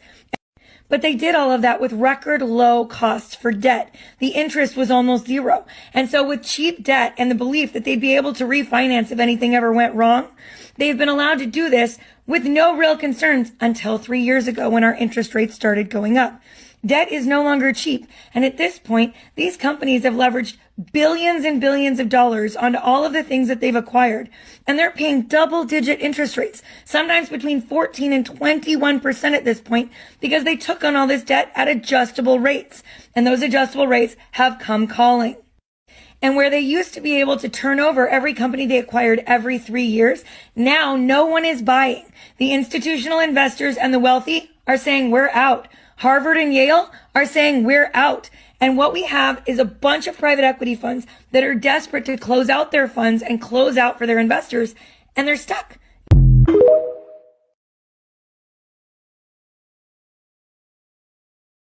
All right, racist. The Indians had never seen black men. And at that time, this country was festive with buffalo. And the Indians called us Buffalo Boy. The Buffalo Soldiers are the foundational main characters in American history. I mean, they created the saddle, our national parks, and recently I learned they created some Native American reservations. Yes, you read that correctly. Let's get into it. Buffalo soldiers from the 9th and 10th Cavalry and the 24th and 25th Infantry facilitated the creation of Native American reservations, particularly in the Southwest and the Great Plains from the 1870s to the 1890s. The soldiers also guarded the borders of established reservations. While the U.S. government created reservations on paper through executive orders and treaties, the Buffalo soldiers were the ones who built the physical infrastructure, and they defined the borders that made the reservations a reality. Reservations weren't just empty land. They were guarded areas with military outposts. Those military outposts were the original structures that the Buffalo soldiers built. They were the structures the soldiers would use to oversee the Native American population. Another reservation guard outpost that the 10th Cavalry built from the ground up was Fort Sill. Buffalo soldiers from the 9th Cavalry built Fort Duchesne to monitor the Uintah and Ouray reservation. They constructed the roads and the telegraph lines that connected these remote prison lands to the rest of the U.S. military network. They strung hundreds of miles of telegraph wire. This talking wire was the high-tech surveillance of the 1800s. If a group of Native Americans left a reservation, the Buffalo soldiers' own handiwork allowed the news to travel instantly, leading to the capture of runaway natives. They dug the wells, laid the irrigation pipes, and built the roads that allowed the government to give food rations to the natives. In the 1880s and 1890s, they acted as guards to prevent white Sooners from squatting on Native American lands. The Buffalo soldiers would act as the main police force to maintain peace and safety in Native communities, which means the Buffalo soldiers were placed there to protect the interests of the U.S., which were the people they placed on the reservations, not to be at war with them or to harm them. So the lies about Buffalo soldiers harming Native people is simply another narrative to paint Black Indigenous Americans as the enemy. Now, I must admit, Learning the history was a shocker. We have no idea how deep this goes. Native Americans were held prisoner on reservations and prevented from escaping. That is not how the original people of this land have been described historically, ever. It was said that the reservations were tribal lands. So we must ask, what is the truth? And who's willing to tell it? Because it could all be so simple as unity in research. The more we read as a society, the more we unpack together. However, we can't help but notice that every little detail points to Black Indigenous Americans being here first. They build everything. This place has always been known as the land of the free because it was populated with free indigenous Black Americans. The people were known as freedmen. Black Americans have always been freeborn, which makes me wonder, where were the Native Americans located before their reservations? Because the reservation era was from 1850 to 1887. Here's what the country looked like in 1887. Black Americans had between 40 to 50 HBCUs, one being the prestigious Florida A&M University, established October 3rd, 1887. So where were the Native Americans during this time before the reservations? Black Americans were building cities, educated in architecture, and they were able to build Native American reservations. Were Native Americans just barefoot in the Great Plains? That's two different realities in one country. That doesn't even make sense. And we're all just supposed to believe that. It's clear someone really stupid came up with all these fake stories. Well, thanks for tuning in. We'll see you in the next class.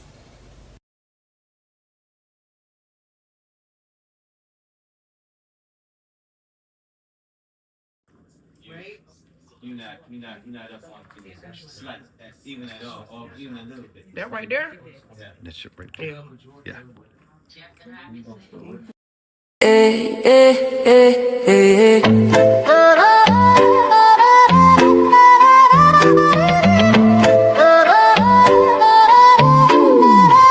VCL in my cup, I'm feeling boss. 21 flavors powered by CMOS. Glow from within, yeah, we never fall off. Count it up, 99 minerals, flaws. VCL in my cup, I'm feeling right. Sip to the sunrise, dance to the night. From the ocean's kiss to your city lights. 21 flavors, pure health in every bite. Drip so clean, we're custom made. From reef to street, we elevate. Gold green gel, set the record straight. Nature in a bottle, that's a better way. Charge me up, no caffeine crash. Clean energy, steady splash. From skin to gut, yeah, we live from within. Wellness on 10, let the rhythm begin. Pour it up, pour it up. Feel the wave, body thanking me.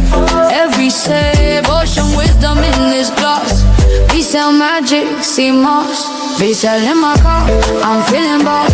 21 flavors powered by CMOS. Glow from within, yeah, we never fall off. Count it up, 99 minerals, flaws. Island breeze in the city maze. We're mineral rich in 1,000 ways. Immunity high like the summer rays. Hydrate the hustle, fuel your days. Berry, mango, ginger, lime. Pick your flow, your flavor, your time. Beauty and balance we redefine. Every little sip, align your shine. Wait up, feel the way, body thanking me. Every sip, ocean wisdom in this glass. We sell magic, CMOS. VCL in my car, I'm feeling boss. 21 flavors powered by CMOS. Glow from within, yeah, we never fall off. Count it up, 99 minerals, flaws. From the coral choir to the heartbeat drum. Roots run deep where the wild tides hum. Real ones know where the glow comes from. VCL in the mix now, watch us. Yes, VCL in my cup. All right. Shout out to VCL Naturals. Make sure y'all hit that link, right? Make sure y'all hit that link if you want to get some VCL in your cup. All right. Use that link right there. They're going to know that's coming from KTL and they're going to take care of you.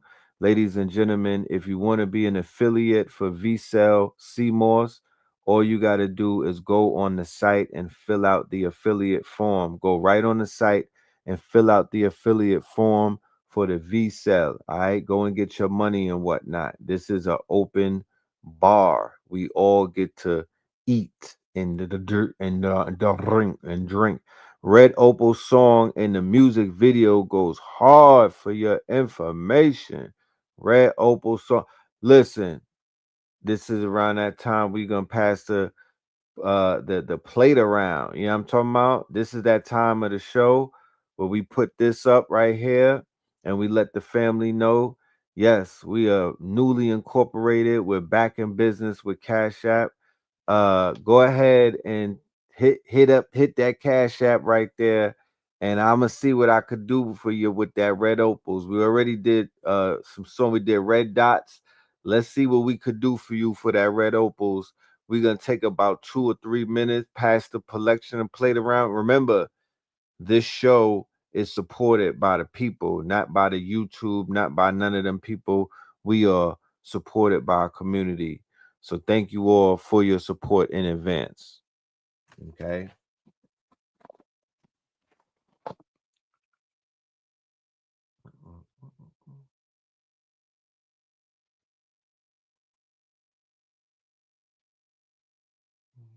To this day, to this day, to this day, to this day. All right.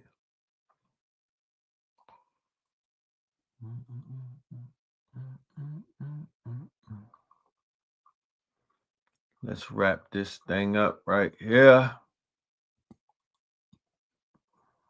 First one to take her, and Epstein was really upset about that. So then he took her and did more stuff with her, and then they both monitor the Uintah and Native American reservation. That's right there. Yeah.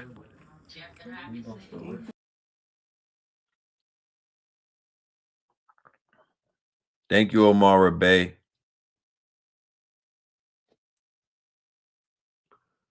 Let's see, what do we have here?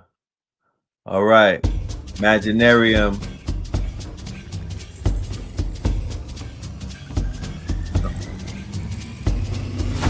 QR code to take you to the school and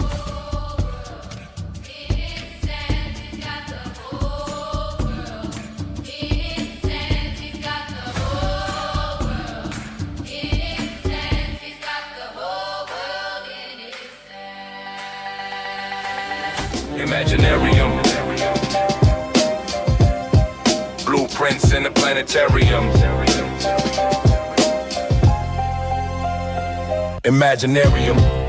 Blueprints in the planetarium. Founders get found in the atrium. We carry them. Builders build brick by brick on the manner to spin. Best nation, imagination. Stamp the atlas in. Kill lights up. Code hum like a seraphim.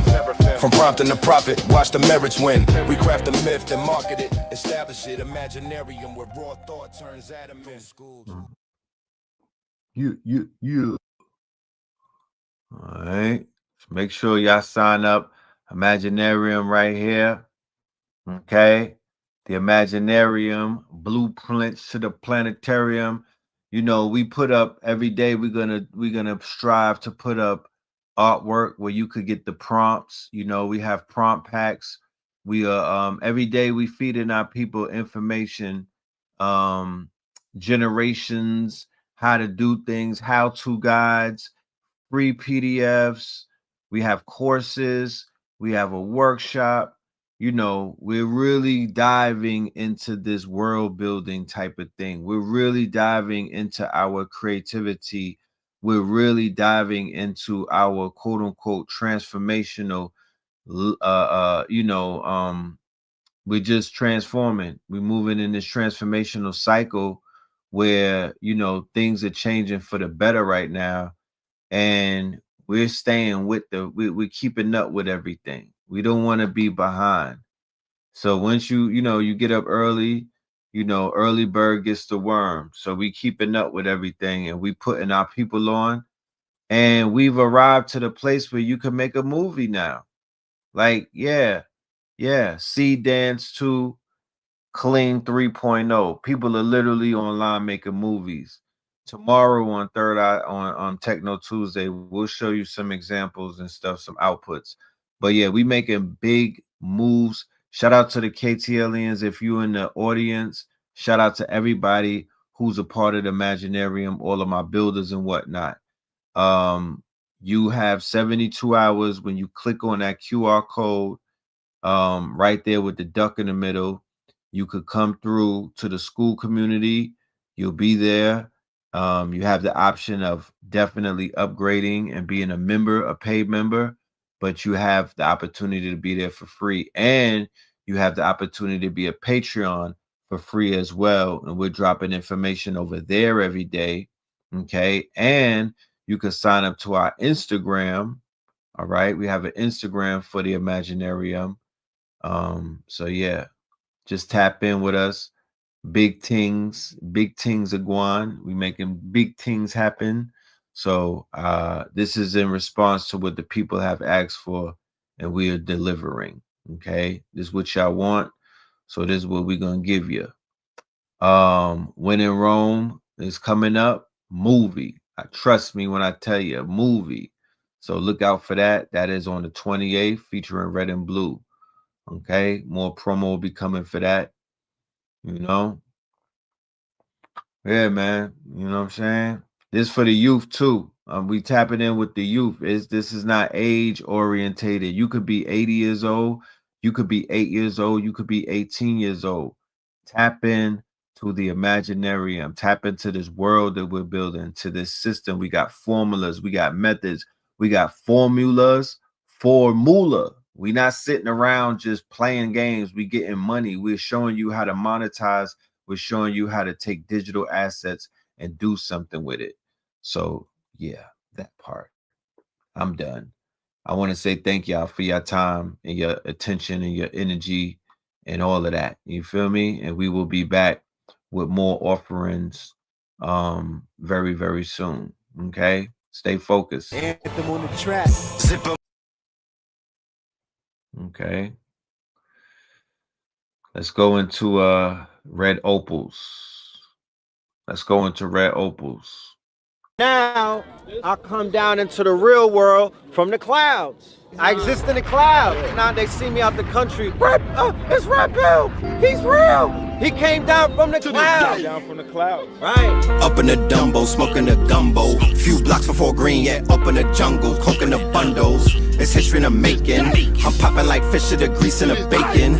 My bitch is Jamaican. United we stand, dividing these bands. They hide in their hands. I'm riding in vans, slide through your land. Hopping the sprinters, tore it up, underworld, popping the minter. Land of the turtles, I'm popping that splinter. Watching the snowfall, dropping the winter. Dodging the pitfalls, watching this bitch fall. And I still managed like Rich Paul. The paper was calling, I had to go switch calls. I spoke to my twin, I told my young boys I'd never be broken again. Invoking the gins, spitting the spirits, I'm soaking the gin. Your man's in the woods, we smoking on him. Fuck do you mean? We up and squeeze, tuck it and leave, we leaving a stain. Fuck up for breeze, running the banks, causing a crash and feather the feds. Moorish the fashion, horse we was smashing, kicking the door. Wave on 4-4s, it was blasting, mother the gassing, loving the passion. Eat on your food, the brother was fasting. The weapon that formed against me was me. Affected the storm as Bentley receipts. Washing the benches, we rinse and repeat. Century of self, I'm centered on me. Red is the It's Red Bill. He's real. He came down from the clouds. Right. Up in the Dumbo, smoking the gumbo. Few blocks before green, yeah, up in the jungle, cooking the bundles. It's history in the making. I'm popping like fish to the grease and the bacon. My bitch is Jamaican. United we stand, dividing these bands. They hide in their hands. I'm riding in vans, slide through your land. Hopping the sprinters, tore it up underworld, popping the minter. Land of the turtles, I'm popping that splinter. Watching the snowfall, dropping the winter. Dodging the pitfalls, watching this bitch fall. And I still managed like Rich Paul. The paper was calling, I had to go switch calls. I spoke to my twin, I told my young boys I'd never be broken again. Invoking the gins, spitting the spirits, I'm soaking the gin. Your man's in the woods, we smoking on him. Fuck do you mean? We up and squeeze, tuck it and leave, we leaving a stain. Fuck up for breeze, running a bank. To the real world from the clouds. I exist in the clouds. Now they see me out the country. It's Red Bill. He's real. He came down from the clouds. Right. Up in the Dumbo, smoking the gumbo. Few blocks before green, yeah, up in the jungle, cooking the bundles. It's history in the making. I'm popping like fish to the grease and the bacon. My bitch is Jamaican. United we stand, dividing these bands. They hide in their hands. I'm riding in vans, slide through your land. Hopping the sprinters, tore it up underworld, popping the minter. Land of the turtles, I'm popping that splinter. Watching the snowfall, dropping the winter. Dodging the pitfalls, watching this bitch fall. And I still managed like Rich Paul. The paper was calling, I had to go switch calls. I spoke to my twin, I told my young boys I'd never be broken again. Invoking the gins, spitting the spirits, I'm soaking the gin. Your man's in the woods, we smoking on him. Fuck do you mean? We up it and squeeze, tuck it and leave. We leaving a stain, fuck a Febreze. Running the banks, causing a crash and fed to the feds. Moorish the fashion, horse was smashing, kicking the door. Waving for force, it was blasting. Mother the gassing, loving the passion. Eat on your food, the brother was fasting.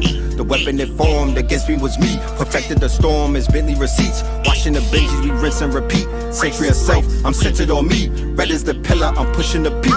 Higher the level, I'm pushing the keys. They going for 19. The summer is mine, I'm going for 19. Thunder and lightning, flooded a bright lean. The hunger was biting, biting.